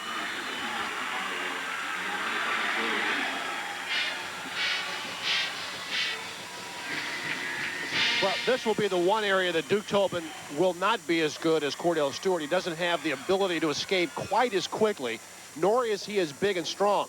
Stewart may have pulled out of the grasp of Albert Fontenot, but Tobin unable to. He did a smart thing, however, didn't throw the ball, didn't force it. They can line up and run third down. Fontenot very quick. We've talked about him a lot. Not blocked for long. 3rd and goal from the 22. The draw to Warren. A nice move to get down to the 11. Number 12, Lamont Warren on the carry. But the Buffs still 11 yards short of the goal line and the touchdown. And they'll bring on the field goal unit. Good idea just to get you closer for 3. And Lamont Warren stops and starts, and then he glides. He's dangerous once he gets into the secondary. He takes a real shot on his way down. Blotto, a 28-yard field goal attempt set up by that Lamont Warren run. And Blotto has it. And CU has another 3 points. So the Buffs lead with 6:19 to go in the 3rd quarter is 36-17. Grab the Thunder truck buyers and do it now, because the 93 Thunder sport trucks are here at Gateway Mazda. Now this is the truck that comes complete with beautiful custom graphics, raised white letter tires, chrome wheels, and AM/FM cassette for an incredible price of $89.88. And truck buyers, you're going to find 24 in stock right now. Consider this. Our 93s are less expensive than most dealers' 92 clearance trucks. So see us now at Gateway Mazda. It was time to sell my home, so I called the king. I needed a larger warehouse for my business, so I went to the Big Cheese. We needed a bigger house for our pups, so we called the Top Dog. When you call a metro broker, you're dealing with a boss, because each broker owns their own company. They're making it happen all over Colorado. The day may come when travelers don't care how much their luggage weighs. But for now, there's the Samsonite Lightweight. It's 25% lighter than the average soft-side suitcase. Because at least in the immediate future, the weight of the luggage you carry can still be a matter of some gravity. Samsonite, our strengths are legendary. CU running back Lamont Warren getting talked to by the training staff. Let's go down to the sideline and Mark McIntosh, see what's wrong.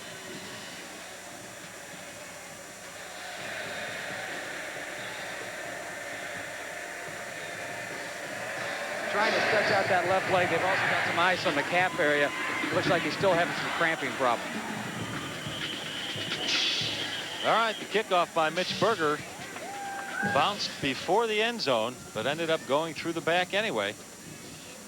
So Baylor in familiar territory, starting at its own 20. That last scoring drive for the Buffs, 10 plays. They ate up 4 minutes and 36 seconds, culminating in a Blotto 28-yard field goal. And the Buffs lead it, consequently, 36-17. Next week, CU is on the road again in the Metrodome to play the Minnesota Golden Gophers of the Big Ten.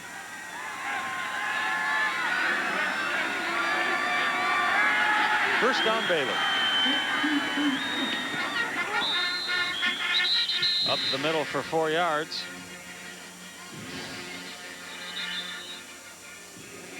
Jeff Bruner, I think, is hurt, Les. Player down on the field. You're right, it is Bruner, the nose tackle.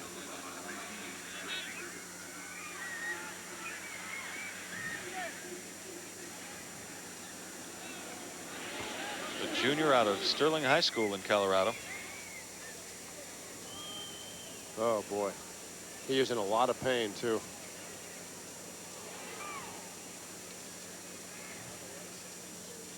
When you play nose, you get it from a lot of different directions. The right side of the screen, where the left leg gets bent back by the pile. And that doesn't look good. And that looks even worse. Bruner being helped off the field. And he's not putting any weight on that left leg. He's a guy that played so well last year when Joel Steed was an all Big 8 nose tackle. Bruner played second down and 7. Almost half of the time, and they didn't lose much on defense when he was in the game. 2nd and 7 for Baylor. Sam Rogers in the game now for CU at nose tackle. Joe wants it long. Has his man into CU territory and brought down at the 33. The pass receiver is Melvin Bonner. Well, same kind of play that Williams caught before. Play action fake. And you can see the free safety. Dwayne Davis gets sucked up on the fake, and Bonner able to get behind Ronnie Bradford. Actually, not too bad a coverage. That's not Bradford.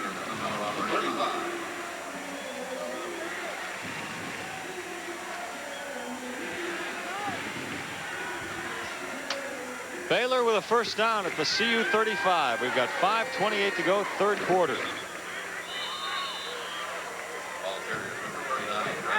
And with the good second effort is Bradford Lewis, another Baylor fullback. Another Waco kid. Katasic the tackle.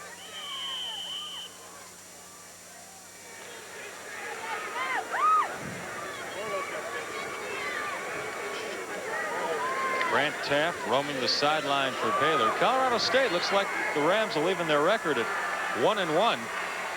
Their first home game against Idaho, and they lead it comfortably, 28-7. 2nd and 7 for Baylor. That play busted. J.J. Joe held on. It'll be a loss of 2. Joe just got knocked off his feet, I think, by his fullback. Baylor's hit a couple of long throws, again, very similar patterns. When you get caught trying to play the option attack, sometimes you're very short in the secondary.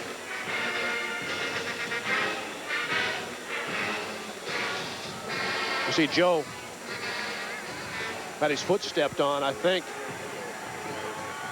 by Chuck Pope. And now more confusion on the offensive line, and J.J. Joe calls a timeout. They wasted a couple of timeouts in the first half in this manner. Can't afford to do that when you're down 36-17, and that's where Baylor finds itself right now. We've worked like dogs on the remodeling.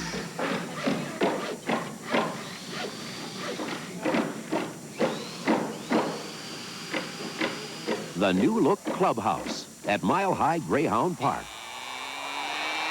Here comes Rusty. They're off. Number 8, Butter Princess exploding to the early lead, followed by number 7, Eli Sherwood. Mile High Greyhound Park, now with trackside dining too. Connie's business may be small, but she still wants the best possible and most affordable health insurance for her employees. And when the Franklins looked for a low-cost Medicare supplement, they found one with the company they've trusted for years. And though Rick is now self-employed, he still has quality health care and at a great price. For over 50 years, Colorado has chosen Blue Cross and Blue Shield. Good choice. Hey, want to taste a couple of beers? Sure, you bet. So which do you prefer? This one. That's a beer. Here's Budweiser, and this is Coors Extra Gold. Oh, whoa! What if I told you Coors Extra Gold was brewed far longer than Bud? I had no idea. 70% longer. I guess there's surprises all the time. Slow brewed for that real beer flavor and color, the way beer was meant to be, which may be why 58% of Bud drinkers prefer Coors Extra Gold. Being 90%. Coors Extra Gold. If you're missing real taste, beer is back. Incredible! These are awesome facts. Well, the CU mascot Chips is the smartest one of all of us. On the sideline.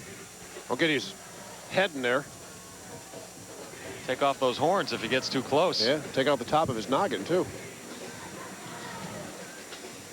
Buffs lead it 36-17. 4:06 to go, third quarter.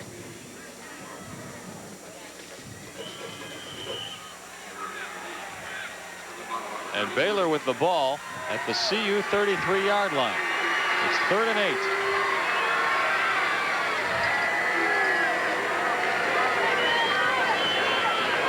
The quick pass is complete. That'll go for a touchdown. Melvin Bonner.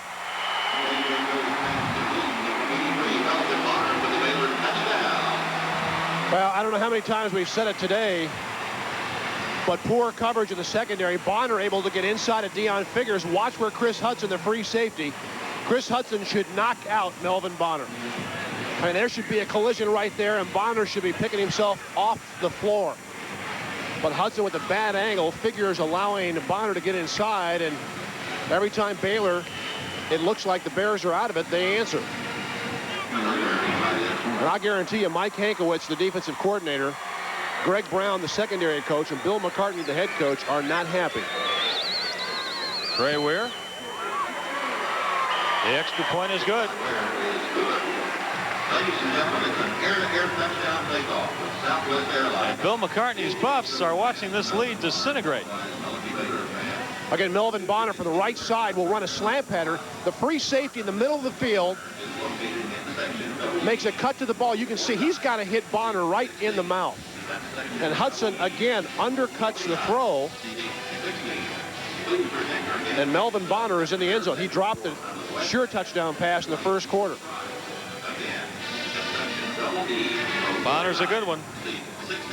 All Southwest Conference last year, 34 catches. And today he's hurting the Buffs. At one point, CU had a 30-point lead. They were up 33-3. And now that lead is 12 points with a lot of time left. 3:59 to go in the third quarter. Basically, that's the only play that Baylor's been able to hurt CU with. If you hit that receiver and knock him down one time, they tend not to want to come in there the next 3 or 4 times. But CU at safety, really, in pass defense only, have not played well this afternoon. That last Baylor scoring drive went 5 plays, 80 yards. Melvin Bonner, the touchdown reception. Dave, is that a case of a young free safety maybe looking for the interception instead of playing the ball where it should be played? No, I don't think he's looking for the interception at all. The only thing I can attribute it to is the option game. Your safeties have to get involved in run support, and sometimes with 1 or 2 false steps, it puts you in bad position. Line drive kickoff. That's T.J. Cunningham to the 32. Cunningham, the redshirt freshman out of Overland High School in Aurora. He's a fast one.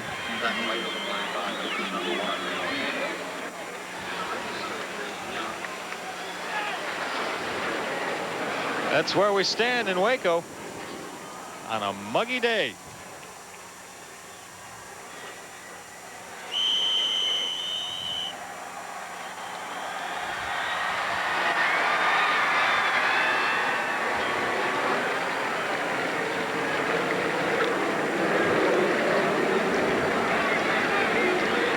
Quarterback for the Buffs remains Duke Tobin.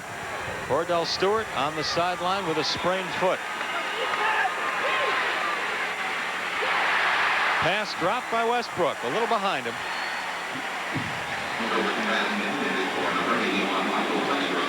And I think this is just a case with a second-team quarterback not used to first-team receivers. The ball a little bit behind Michael Westbrook, who should have made that catch, but Cordell Stewart, of course, in the first half, right on the money with most of his throws. Mark McIntosh has something for us. Mark? Jeff Bruner, he has indeed injured the anterior cruciate ligament in the left knee. According to Dave Burton, surgery is a likelihood. Back up to you guys. Boy, what a shame. Jeff Bruner, the starting nose tackle for CU, hurt a few minutes ago. This time Westbrook complete. A couple yards short of the first down.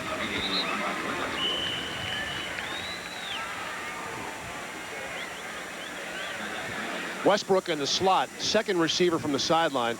Again, against the zone coverage, down and out, you force that linebacker to run a long way to make the tackle. 7 catches, 132 yards.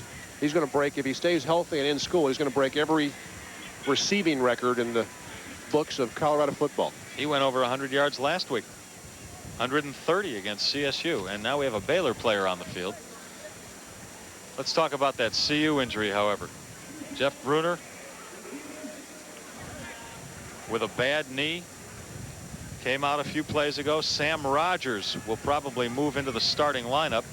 He moved into Bruner's place this afternoon. Tell you, that's a horrible, horrible feeling when you lay there and you know that you're seriously injured and not a darn thing you can do about it. And although your teammates will provide solace, there you think of a million things. Your career, what you'll do if you can't come back. Why did it have to happen to me? And the man leaning over him there was Darius Holland, the sophomore out of Las Cruces, New Mexico. The Buffs were considering redshirting him. He's a backup nose tackle. Now he might not be able to redshirt. The Buffs might need him to play this year.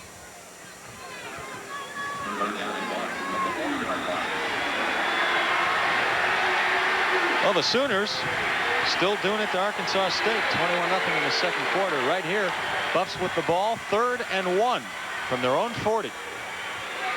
Lamont Warren has the first down and a couple more.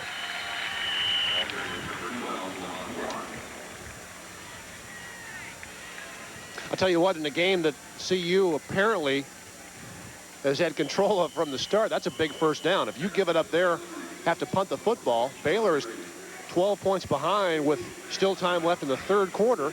And offensively, they've been able to really generate some movement here in the second half. So CU offensively wants to stay on the field.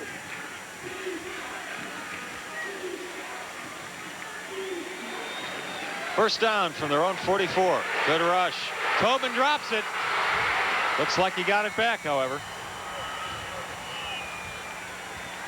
And loses 2 yards in the process. A Baylor player comes out of the pile with the ball.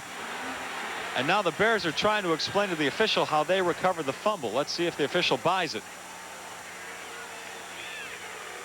Well, Duke Tobin back in the pocket will have the ball stripped by Albert Fontenot. That thing is loose. And Tobin, we thought, got on it initially. You can see right there that he had it, and that's what the officiating crew will say. So the Buffs keep it. I think Bill McCartney would like them to hurry up because there are 7 seconds left on the snap clock. 2nd and 12. Tobin with a wobbler, but it's complete to Westbrook. Very close to the first down. That's a good throw by Duke Tobin. This one is on the money. The last time he tried to hit this pattern on the other side of the field, the ball was behind Michael Westbrook. This thing got there in a hurry and is right on the money. That's where a receiver would like to catch it. And that pattern has been open all day long. We just got the call. First down, CU. They're at the Baylor 46. Duke Tobin's stats right there. And Iowa leading Iowa State in the fourth quarter. For what it's worth, Dave, Coy Detmer, the freshman out of Texas for CU, on the sideline warming up.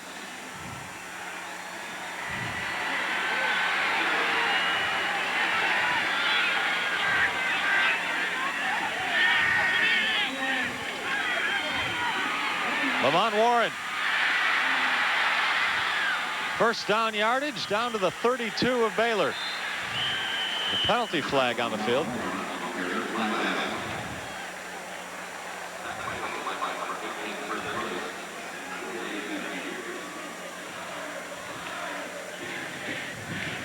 Yeah, that penalty, I think, is on Michael Westbrook, who was trying to block in the slot.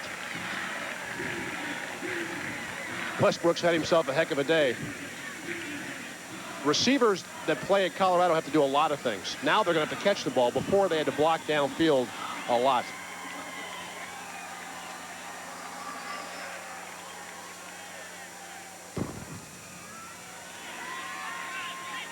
Baylor, of course, will take this penalty after the long Lamont Warren run, and that'll push the Buffs back to their own 45. You'll see Michael Westbrook again with the push. You can't put your hands in the back, and you can't shove a player from behind as he did that time. First and 18. Tobin almost intercepted. Chris Lewis almost able to cradle that ball. Philip Kent, by the way, Westbrook was blocking on.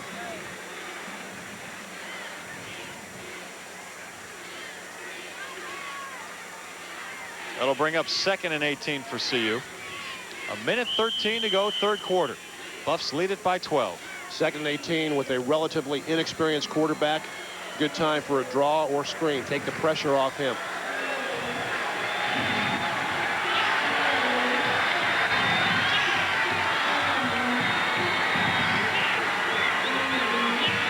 Audibly.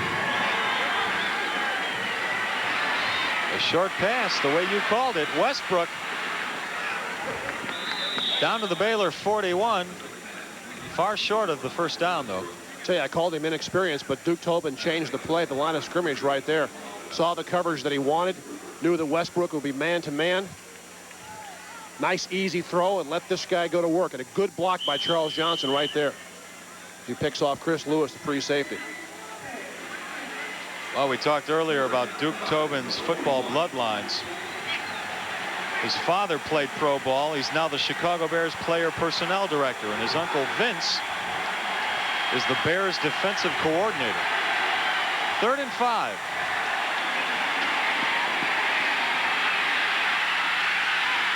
Burleson can't get him. Tobin reaches for the first down and has it.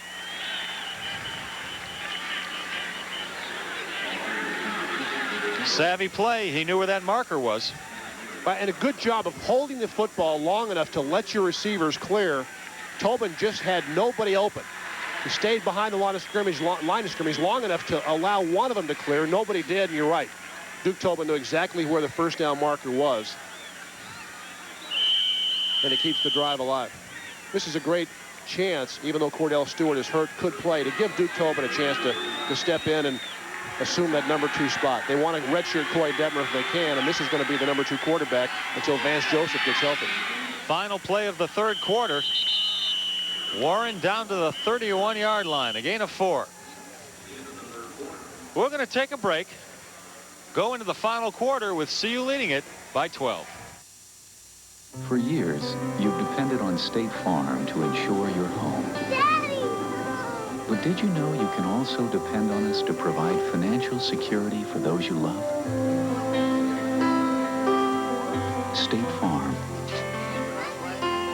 We sell life insurance. Be sure to contact your Denver metro area State Farm agent soon for a free family insurance checkup.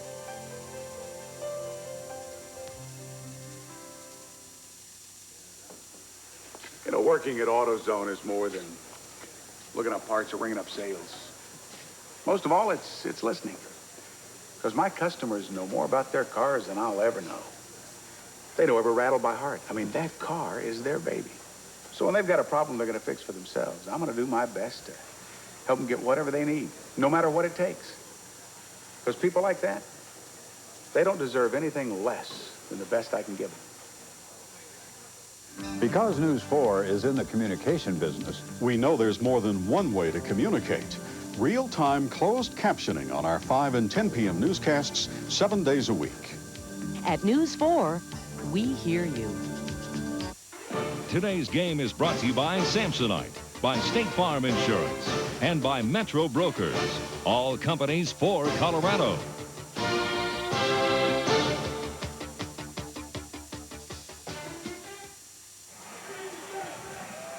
Les Shapiro and Dave Logan with you in Waco, Texas at Floyd Casey Stadium on the campus of Baylor University. Cordell Stewart, normally the CU starting quarterback, not in the ball game right now. He has a sprained foot, and in his place on the field, leading the charge, leading the drive for CU right now is Duke Tobin. The Buffs are in Baylor territory at the 31-yard line. It's 2nd and 6. And the Buffs lead it 36-24.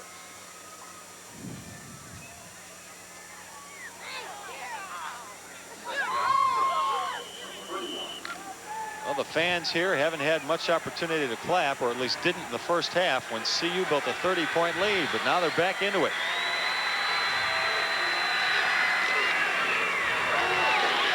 Warren, 2 yards. Here are your stats through 3 quarters of play. Buffs still dominating every category, but Baylor making its move. And Baylor had almost 200 yards total offense in the quarter. 2 touchdowns that third quarter for the Bears. Helped by 2 big pass plays. 3rd and 4 for CU. Wide open Westbrook. Gets away from his man. He could go in. No. Stopped at the 4. But a first down for CU. 1st and goal from the 4. Well, we've talked about this pattern a lot this afternoon, and Baylor has yet to figure out how to defense it. Just simply the outcut. It's a blitz pickup. Now, Chris Lewis. It's not Chris Lewis. That's number 4, Andrew Swayze. He's got to make that tackle. When you got a guy like Michael Westbrook, again, because of his size, one-on-one, more times than not, you're going to pick up some yards. Swayze's got to tackle him by himself, and that's going to be a difficult task for anybody this year. Lamont Warren. He's in. Touchdown CU. And a little breathing room for the Buffs.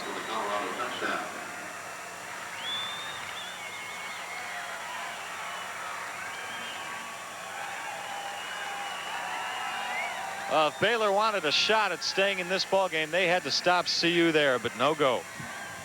Pretty good strength by a guy like Lamont Warren, who was hit about the 3. Swayze again, he's been active the last 2 plays. Doesn't get any help though, and Warren just kind of leans both of them over the end line. The extra point is good. And CU with a big lead once again, 43-24. We're going to take a break, come right back to you.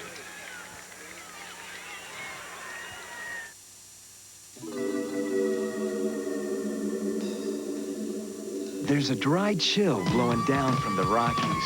Coors Dry, double chilled for brewery fresh taste and a finish as clean as ice. Then delivered mountain cold to your store.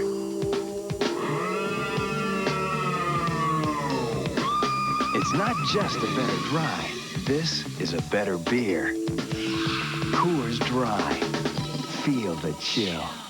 Something's going on at your Jeep and Eagle dealer. It's a clearance sale. It's the end of the model year. Save big. And your dealer wants to make room for all the new models. Save really big. Get a Jeep Cherokee and save up to $29.75. Blow it on yourself. Or get up to $1,500 back on Eagle Talent. Hey, count it. Or save up to $1,000 on Eagle Summit. Party. Not too many people. All of America. Know about this Money, money, money. event, so take your time. Hurry in now. This offer will run forever. And soon. Get the advantage at your local Jeep and Eagle dealer.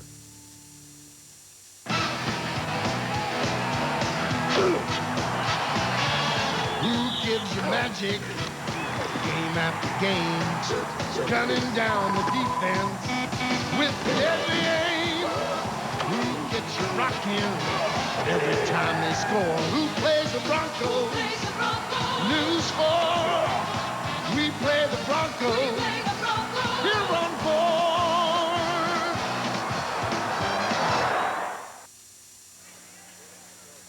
A hot day in mid-Texas, and Dave, you know what that is? What might that be? Baylor's biggest fan. And you need it today. Derek West doing his Lawrence of Arabia imitation. That's a wet towel on his head. When the game began, close to 70% humidity, and it feels like it's gone up some.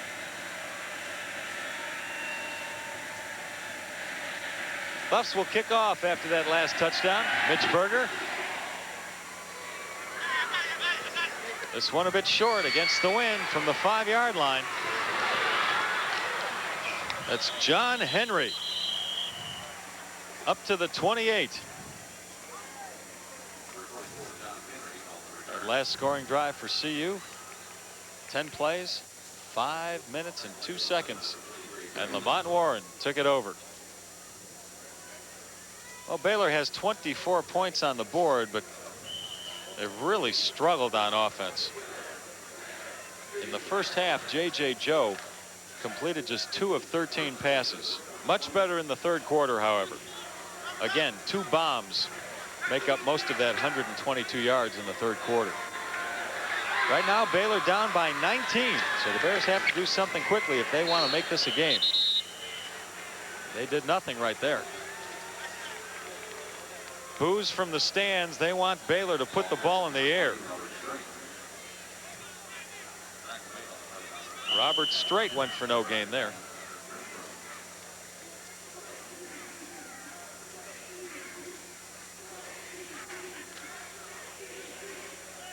Grant Taft just trying to keep CU honest. You know he's going to go to the air. It's a question of when and how much. Well, the when was right there, and I believe J.J. Joe threw a pass that hit one of the linebackers in the back.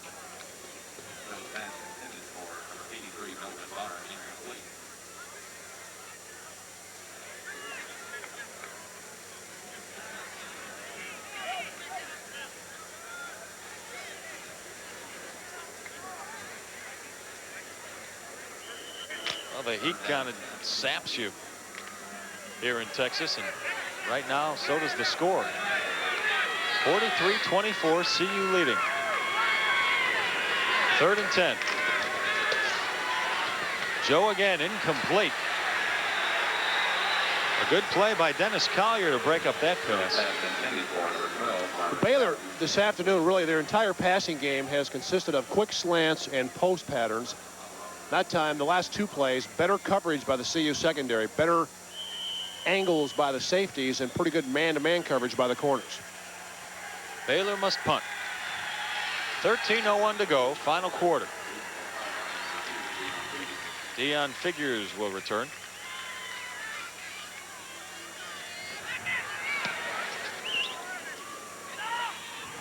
Figures from his own 30. And he's got a lane. Into Baylor territory and down at the 40-yard line. The punter Delaney had to make the tackle. A 42-yard punt, a 30-yard return. 42 yards of the punt, but he didn't get much air underneath it. And Figures had a chance to gather it in and really locate that wall. Got several good blocks, and Deion Figures is a dangerous punt returner. He really helped himself next year in the NFL. He's a great cover guy at corner, but he also can bring him back for you. A lot of people consider Figures an All-American candidate at cornerback. First down for CU. Duke Tobin, the quarterback.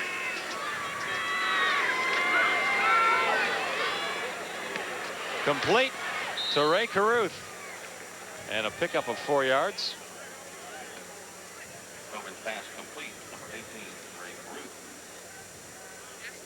You will hear a lot of Ray Caruth in the next 3 years. Freshman with blinding speed. Bill McCartney said had they not changed the offense, Colorado had no chance to recruit players like Ray Caruth. 10-6 in the 100 meters. And they have recruited some flyers the last couple of years. 2nd and 6.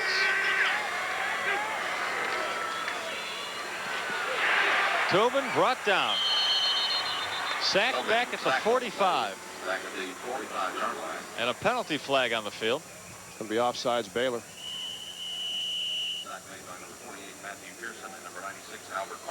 You are right. Maybe that's why they got to Tobin so fast.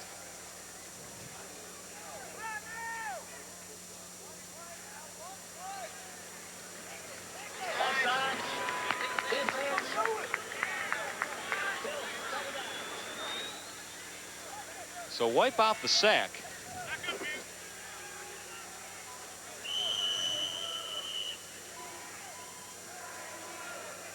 And a lot of flags flying today. 16 penalties called altogether. So the Buffs now with 2nd down, 1 yard to go at the Baylor 31.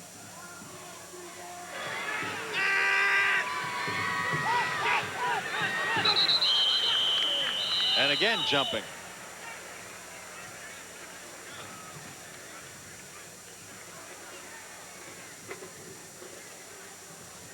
Well, that's going to give CU a first down. They only needed 1 yard. They get 5 out of the penalty. And without working up a sweat, the Buffs are down to the 26-yard line. No pun intended, right? As Dave fans himself.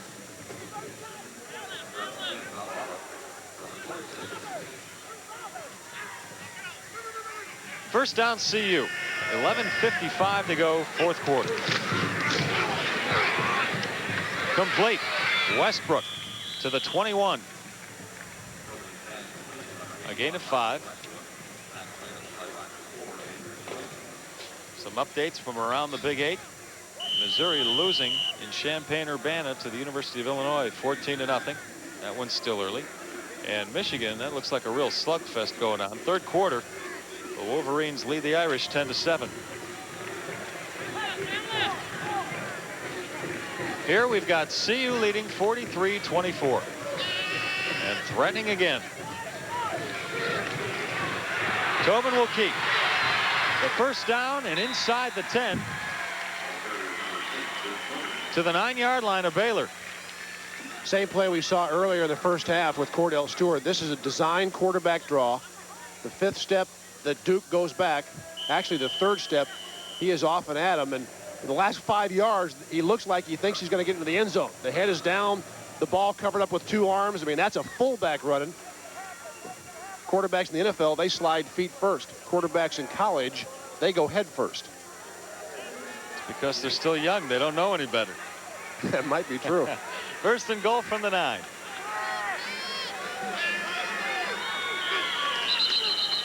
Whistle stops play. Buffs took too much time. So bring it back 5 yards.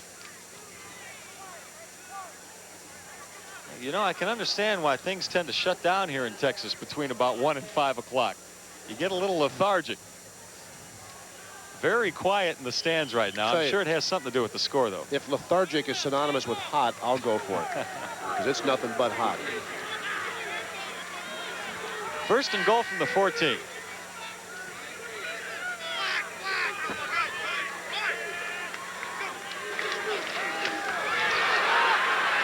That pass was tipped and incomplete.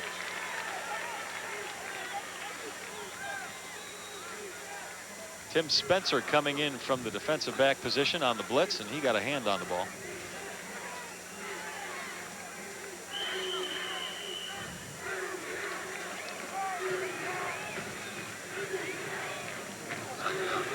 .10:33 to go, fourth quarter.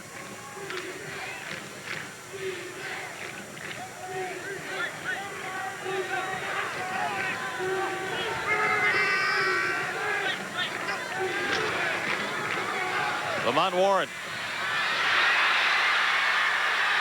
into the end zone, touchdown, while a Baylor Bear was riding him.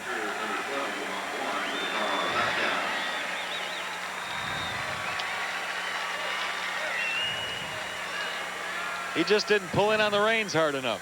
Nice play action fake again. Tobin freezes a couple of Bears, and Lamont Warren with a good cut there and the strength just to pull away from the free safety, Chris Lewis.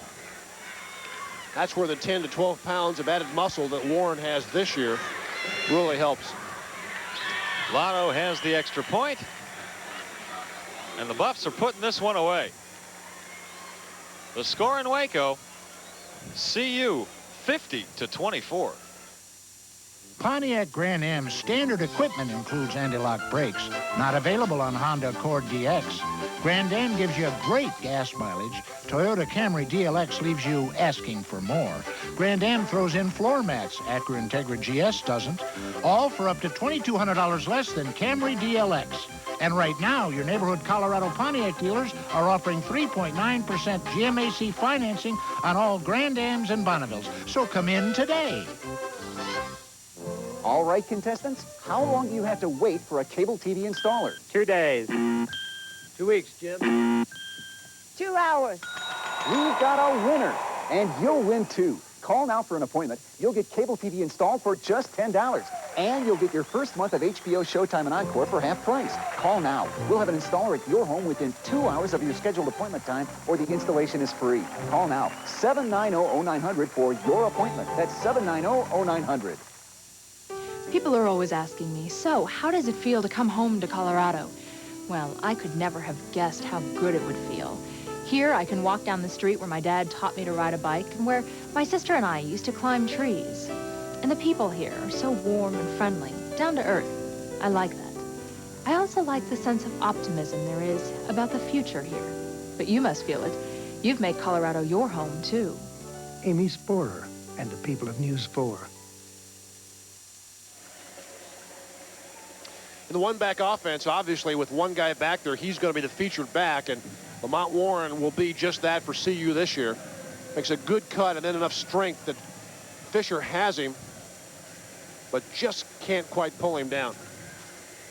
Chris Lewis, excuse me. And Lamont Warren in the end zone. Good cut there, the strength.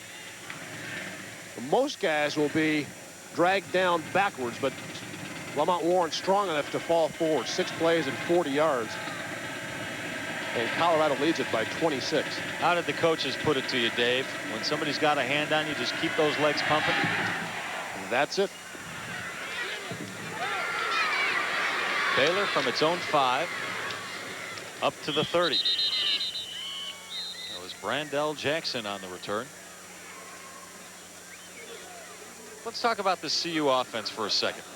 No, since going to the wishbone, or a variation thereof in 1985, Bill McCartney's had great success. Now he drops the wishbone or the eye bone for a passing offense, and a lot of people question that move, especially after the blockbuster when they failed so miserably to put points on the board. But now I don't think you'll hear many detractors. Well, the blockbuster, I think what people took exception to is the fact that he didn't really give his team a chance to do what they had proven to be best at, and that was run the football. I think Bill McCartney realized, however, that if this team is going to compete for national honors year in and year out, they can't be one-dimensional. And with guys like Cordell Stewart and Lamont Warren and other offensive performers, you got to throw the ball and really take advantage of athletic ability. First down for Baylor at its own 30. J.J. Joe still the quarterback. Incomplete. In and out of the hands of the tight end, Mike McKenzie. That's Jeff Bruner, the CU starting nose tackle, with ice on his knee. Jeff, can you hear us? Give a wave if you can hear us. We can't hear you because you don't have a microphone, but are you okay? Give us the okay sign if you feel. Thumbs up from Jeff Bruner.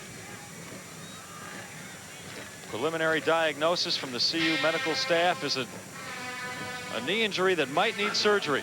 Let's hope that's not the case for Jeff. 2nd and 10 from the 30. Ooh.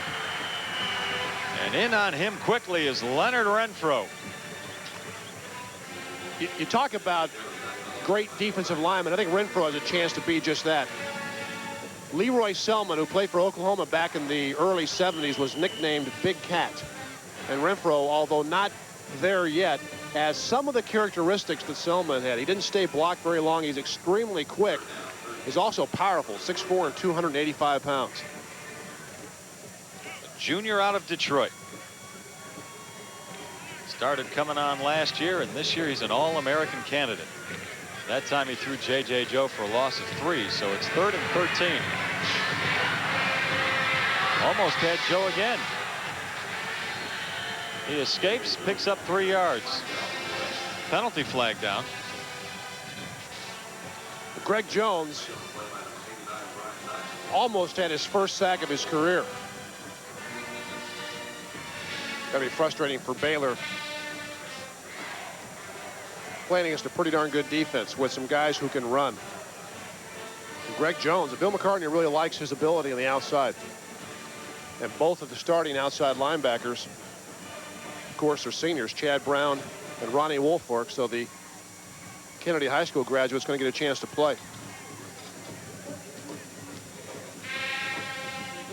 Jones, you'll see from the right side, actually left side, here he comes, almost gets J.J. Joe. Now watch the umpire take one. At least he sees it's coming. Renfro says, get out of my way. That's a bad neighborhood. Sometimes you're just caught, you know. As an official, you're just in the wrong place. If you move left, you get run over. If you move right, you do. If you stand still, he tramples you. Do those guys wear padding at all? Yeah. Padding that is accustomed with somebody 50 years of age. Just like me and you. Little around the middle, huh? Yep, that's the only padding they wear. Dion Figures takes the Baylor punt at his own 20. Escapes a couple and ends up with a return of 14 yards. A good second effort from Figures. Well, we're going to take a break in Waco. 8:45 to go. Final quarters. CU by a lot. Why read the Rocky Mountain News? We've got personality, twice the personality, Norm with personality, Bob with personality, Mark with personality, Mort with personality, because we've got a great big heart. As Nuggets coach, I know plenty about personality. But to enjoy it at half the price, I read the Rocky Mountain News. Call 892-NEWS and you can save 50% too. Our dogs give you a good run for your money. Number 6, River Bell in second. Along the rail, 7, Land Frenzy. Far back 4, DBK Dance. Our dogs always fetch the paper, too. On the outside as they come to the wire. It's number 1, Flying Train. They're off. Number 8, Little Princess exploding to the early lead, followed by number 7, Eli Sherwood. Mile High Greyhound Park, live racing at 62nd in Colorado. John Elway Mazda wants you to have a ball. Right now, during our 93 kickoff sale, every new 93 and every new 92 comes with a big discount and a hand-signed John Elway signature football. Save big at John Elway Mazda, 1/2 block north of 104th on Federal. At John Elway Oldsmobile Hyundai, you can have a ball with the biggest discounts of the year on 1992 Oldsmobiles and Hyundais. And right now, every new Oldsmobile and Hyundai comes with a hand-signed John Elway signature football. Only at John Elway Oldsmobile Hyundai, 1/2 block north of 104th on Federal. Back in Waco, where CU leads at 50-24. The Buffs about to raise that record to 2-0 with a game in Minnesota next week. Passing yards, a lot of balls in the air today. Almost 600 yards between the two teams. Duke Tobin at quarterback for the injured Cordell Stewart. Stewart with a bruised foot. And this is James Hill on the carry. Boy, he was met by Chris Lewis. That's a nice how do you do.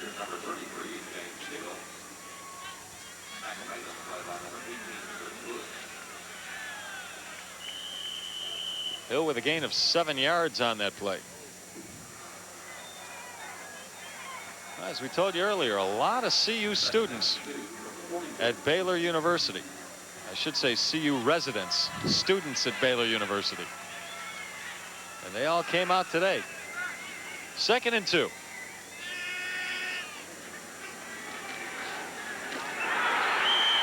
Tobin brought down quickly at his own 29.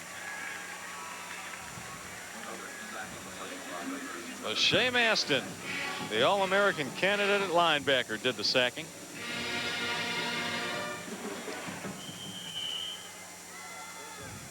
Colorado with a few second-team players in the game, and they just turned an outside linebacker loose. You can see the slide protection. It's both Chad Hammond and Clint Moore slide down. The unknown fans here in Waco, they've seen enough. Has it gotten that bad at Baylor? Tobin on 3rd and 7. Oh. Intercepted. Tobin misses the tackle. And into the end zone goes Mike McFarland. Number 33, Michael McFarland on the interception and the Baylor touchdown.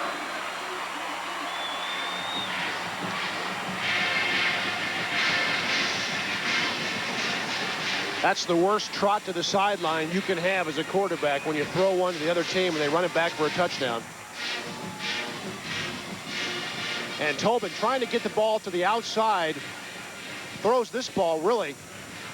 The receiver slipped down, and yet Tobin continued with the throw. I'm not sure he saw his receiver fall down. Sometimes you can, and other times you simply can't. Ray Caruth slipped down, and Duke Tobin, although I think right then he realized that there was a problem. To his credit, he hustled over and almost made the tackle. Of course, quarterbacks don't tackle much, and Clint Moore there too, but Michael McFarland into the end zone, and the Bears defense puts one on the board. Baylor's going to go for 2 points here. Lobbed into the end zone, Incomplete, but a flag. Deion Figures was on the coverage there, and Melvin Bonner was the intended receiver.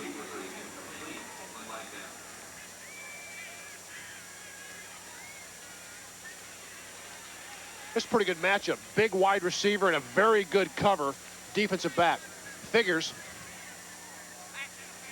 Well, I tell you what. I mean, if that's pass interference, then they must be watching something else. You have to allow a defensive back the ability to put his hands on a receiver, and then there's going to be some contact as both players go for the ball. I mean, that's, if you call that pass interference, then defensive backs really have no chance to ever stop a wide receiver at the goal line. So Baylor with another shot at the two-point conversion. This time they go up the middle, and they have it. So Baylor, needing all the points it can get its hands on, scores 2 more. And the Buffs lead is now 50-32.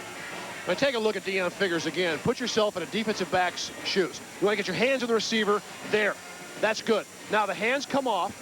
Figures staying close with Bonner. The left arm up against Bonner's right arm. No way in the world that's pass interference. Maybe it's a case these officials don't usually see a guy who can cover as well as Deion Figures. He is known as one of the best coverage cornerbacks in the nation.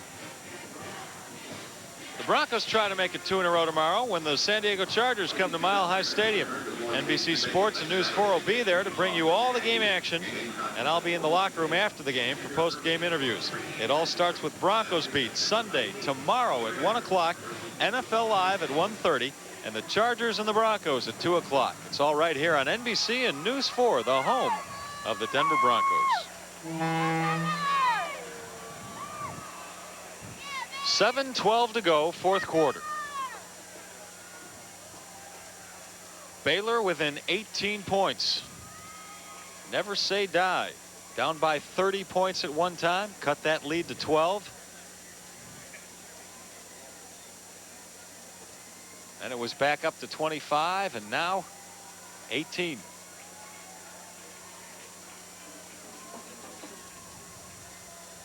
Trey Weir teeing it up for Baylor.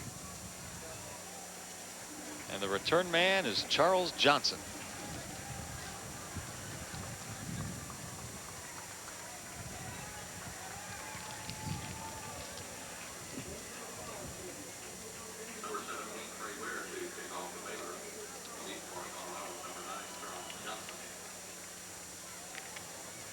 CU spreading the kickoff return duty around today. Charles Johnson, usually more of a punt returner than a kick returner. And we expect an onside kick here, the way Baylor's lining up. There it is. Christian Fourier, one of the better sets of hands on the team, makes the scoop. And CU keeps it at the 45 of Baylor.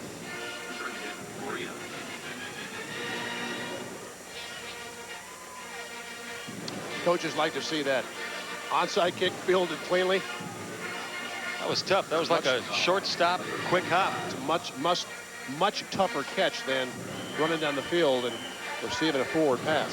That thing hops crazy, bounces high, low, skips.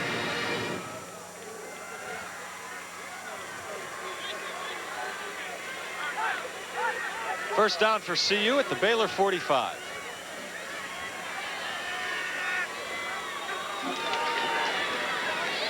James Hill. A second effort got him back to the line of scrimmage. Number 33, James Hill, back Baylor. So there's Shea Maston on the tackle.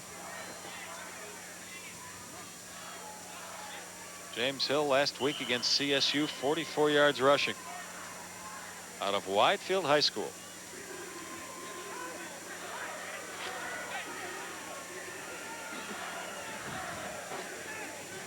The clock ticking, 6:35 to go, final quarter. Hill again to the 40, a gain of 5. Michigan in the fourth quarter leading Notre Dame 17-7. And a defensive struggle down at the academy. The Air Force Falcons down 6-3 in the third quarter to the Hawaii Rainbows. That's not a new style hat. That's a wet towel over somebody's head. As we've told you a few times, very muggy here in Waco.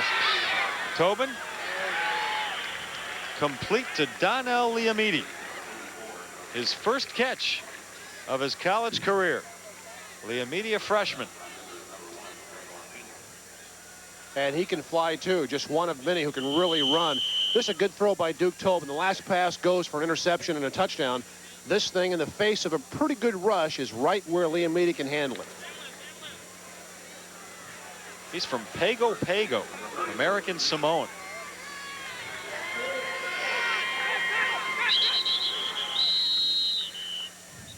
Flags fly.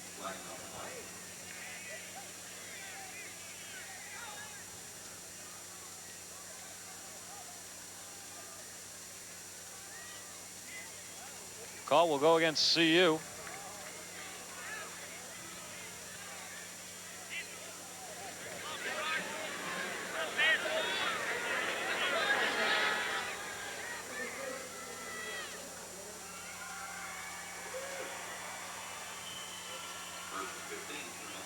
Duke Tobin, not too bad a day, playing for the injured Cordell Stewart.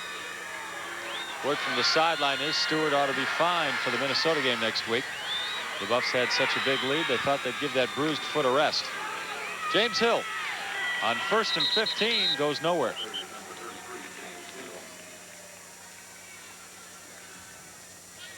Lee Bruder, the tackle.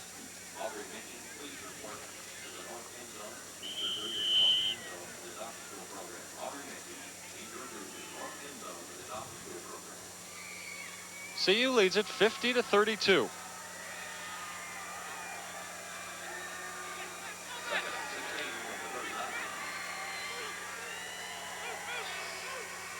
Second and 16.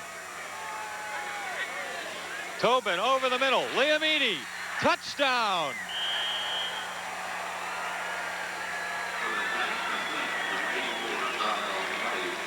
The freshman out of Samoa. His first college touchdown. Boy, and Sean Cravens, a linebacker, is looking around and saying, hey, who's covering this guy? You'll see number 43 walked out in the slot.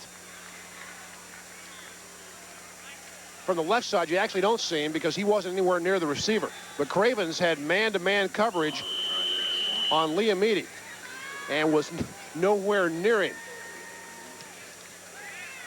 Lotto is good on the extra point.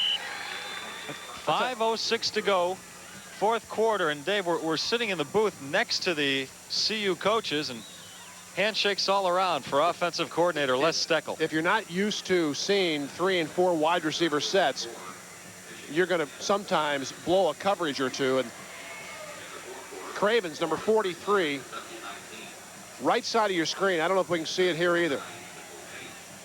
But you see him running after his hands in the air saying, hey! He knows he's beaten badly, and Liamidi up the gut for a long touchdown. And Cravens right there saying, where is somebody? It can't be just me. Push-ups for every point scored. Big, strong cheerleaders by the end of this year. Well, I hope they have a shower on that plane ride home. Les Steckel, who used to coach you at CU, really done a job with this new offense, hasn't he? He's a guy that fully understands the passing game. I think he's respected not only collegiately but professional coaches. When you mention the name Les Steckel, they say almost unanimously, hey, he can throw the ball. He knows how to throw the ball. And he's done a nice job coordinating this offense. And one of the nicer guys around to boot. Donnell Liamidi. Oh, he's got something to write home about now. His first college touchdown. That last scoring drive, 5 plays, 45 yards. Duke Tobin to Donnell Liamidi.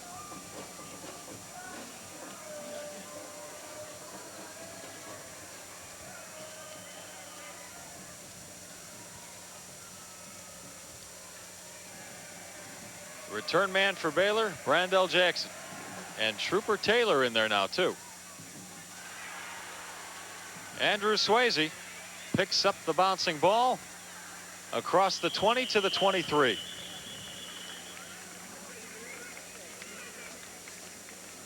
That's where Baylor will start with it with 4:57 to go in the final quarter. The Buffs right now with 57 points. Last year, their highest point total, 58, came against Minnesota, a team the Buffs will play next week in Minnesota. And Baylor still with the starting unit on offense. J.J. Joe has gone all the way at quarterback.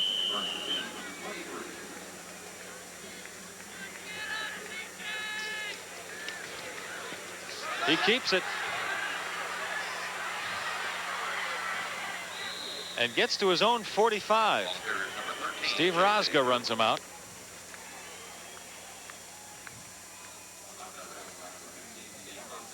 Not quite in time, really, but this, again, what Baylor likes to do, the option, and J.J. Joe quick enough to get into the secondary and turn the corner. But you got to be in the game for this offense to be functioning. CU with a lot of second-string defensive players in now.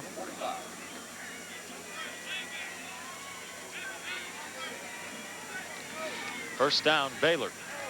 Oh, he is smacked and a fumble. Do they call him down? Well, he is down. I'm not sure if he was called down or that's a fumble, but Brian Diet really puts the leather on J.J. Joe. Diet will come from the left side of your screen and say hello to J.J. up close and personal. Ooh, whack.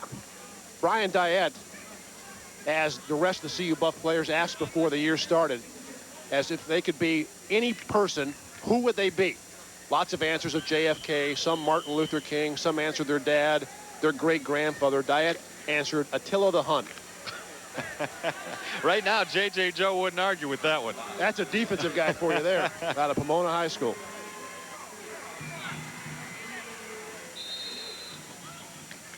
The running play for Baylor goes nowhere.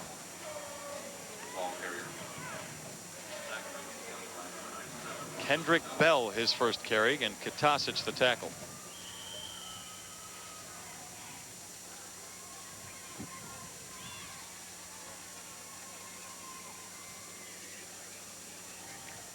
Four minutes to go in Waco, Texas.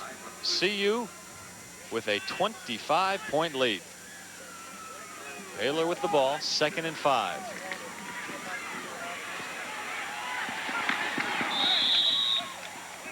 Bell takes that pitch down to the CU 35. Ted Johnson the tackle. Bell running downhill as tailback's doing the option. Already headed upfield when the ball was pitched to him, and a pretty good speed. And a pretty good ride from Ted Johnson, the sophomore out of Carlsbad, California. First down. Joe tries to spin away, but Greg Jones won't let him. And keep that name in the back of your mind, because Greg Jones is going to be a great player for CU. Number 59, outside linebacker out of Kennedy High School, has everything you look for. 6'5" and 210 pounds. He'll be 235 before he's done, probably. 2nd and 10. Joe slips himself and gains 2 yards. Let's go down to the sideline and Mark McIntosh. Mark? Thanks, Les. You guys have been talking about Greg Jones. This week in practice, I was up there, and the offensive line and the linebackers were in a little isolation drill where the linebacker would rush and the offensive tackles would try to block the outside linebackers. Nobody could block Greg Jones. Chad Brown was saying, the man is just too fast. Nobody can block him. And like you say, Dave, he is going to be a great one for this team down the road. Buffs were considering redshirting him, but he's getting a lot of time today. 3rd and 8. That's Bell again. He gets 4 yards on the play. Ryan Diet on the tackle. Diet and Marcellus Elder switch off back and forth on who will start each game. They're so close in talent. Bill McCartney doesn't want to call either one of them first string because it would be an insult to the other.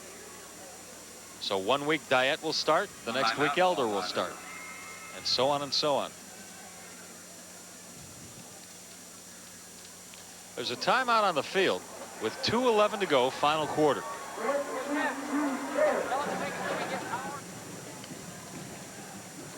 Buffs just want to wrap this one up, hit the cold shower, get back to the hotel for a bite, and then we'll fly back this evening. News 4 is proud to expand its closed caption programming to include real-time captioning of all News 4 produced CU Buffs football games. This is, of course, in addition to the real-time captioning of News 4 at 5 and the News 4 late edition at 10.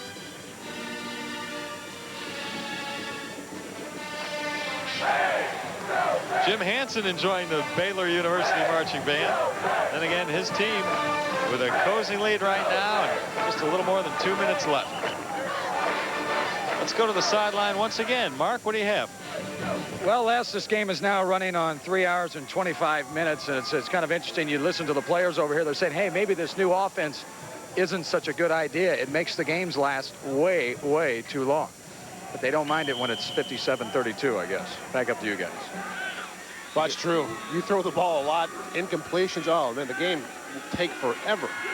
Well, look at the clock. We started at 10 after 11. This game already has gone 3 hours and 16 minutes.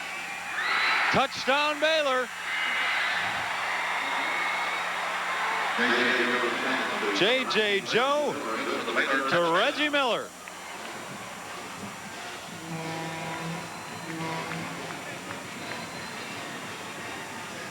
And Dalton Simmons, the corner, really bit on the out cut. It was an out and up pattern.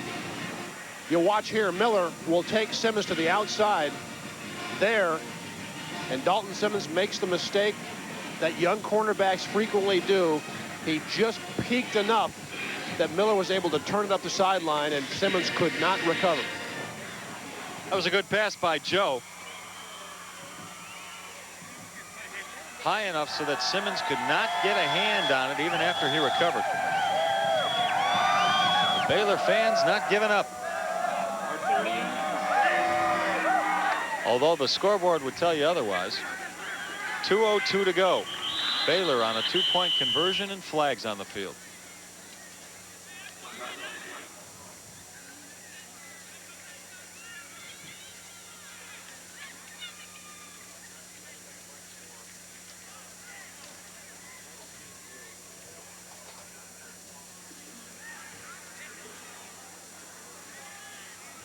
The penalty is against Baylor, but they'll still go for the 2 points. Cordell Stewart, he must be feeling okay.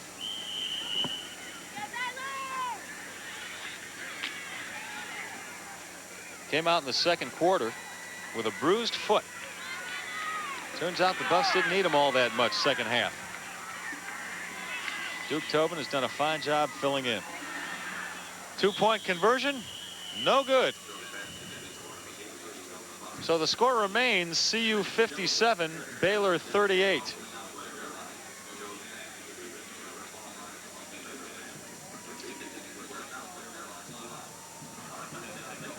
Dave, is the clock supposed to run during a 2-point conversion?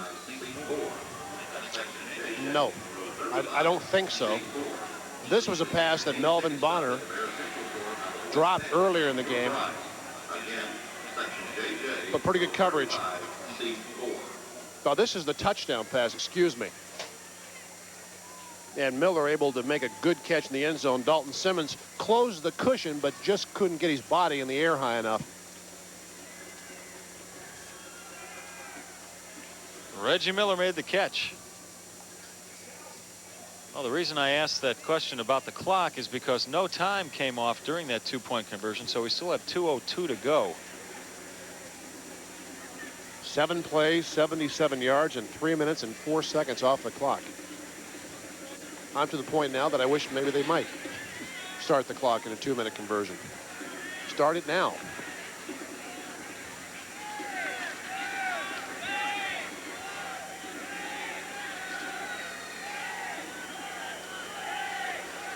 Well, you would expect another onside kick from Baylor.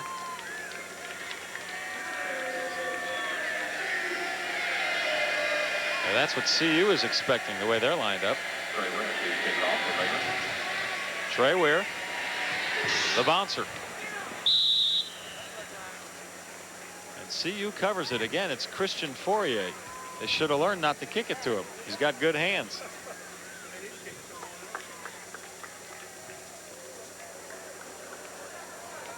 .201 to go, fourth quarter.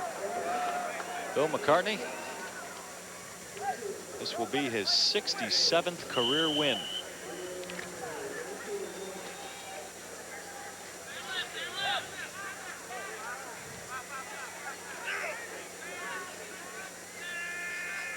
Duke Tobin, the quarterback. CU from the Baylor 45.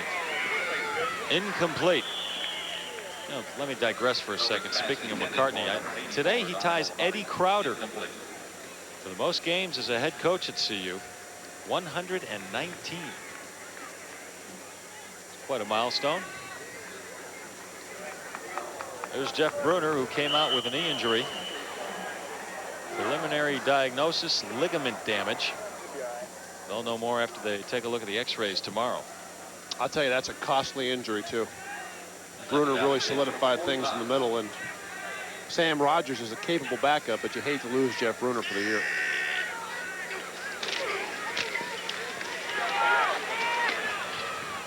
Scott Phillips, the running play. The junior out of Lewis Palmer High School in Colorado Springs. And he gets it down to the 36. Gain of 9. Tackle made on the play by number 38, Sheldon Lewis, also number 3, Keith Caldwell. Let me correct myself. Lewis Palmer High School is in Monument, Colorado. Third down and 1. So you can put down the phone now in Monument. 3rd and 1.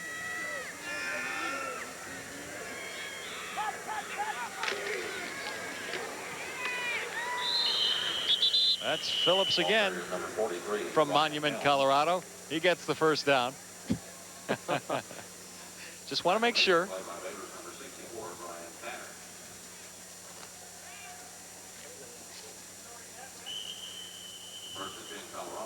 CU has almost doubled Baylor in a very important category, time of possession.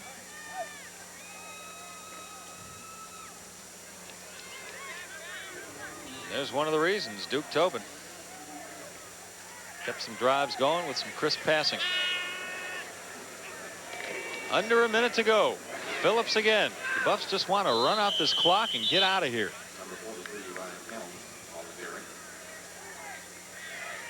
Baylor has one timeout left, but you don't see that coaching staff ready to take it anytime soon. They know what the score is. 57-38 CU. Notre Dame making a game of it in Michigan. The Wolverines lead now down to 3 in the fourth quarter.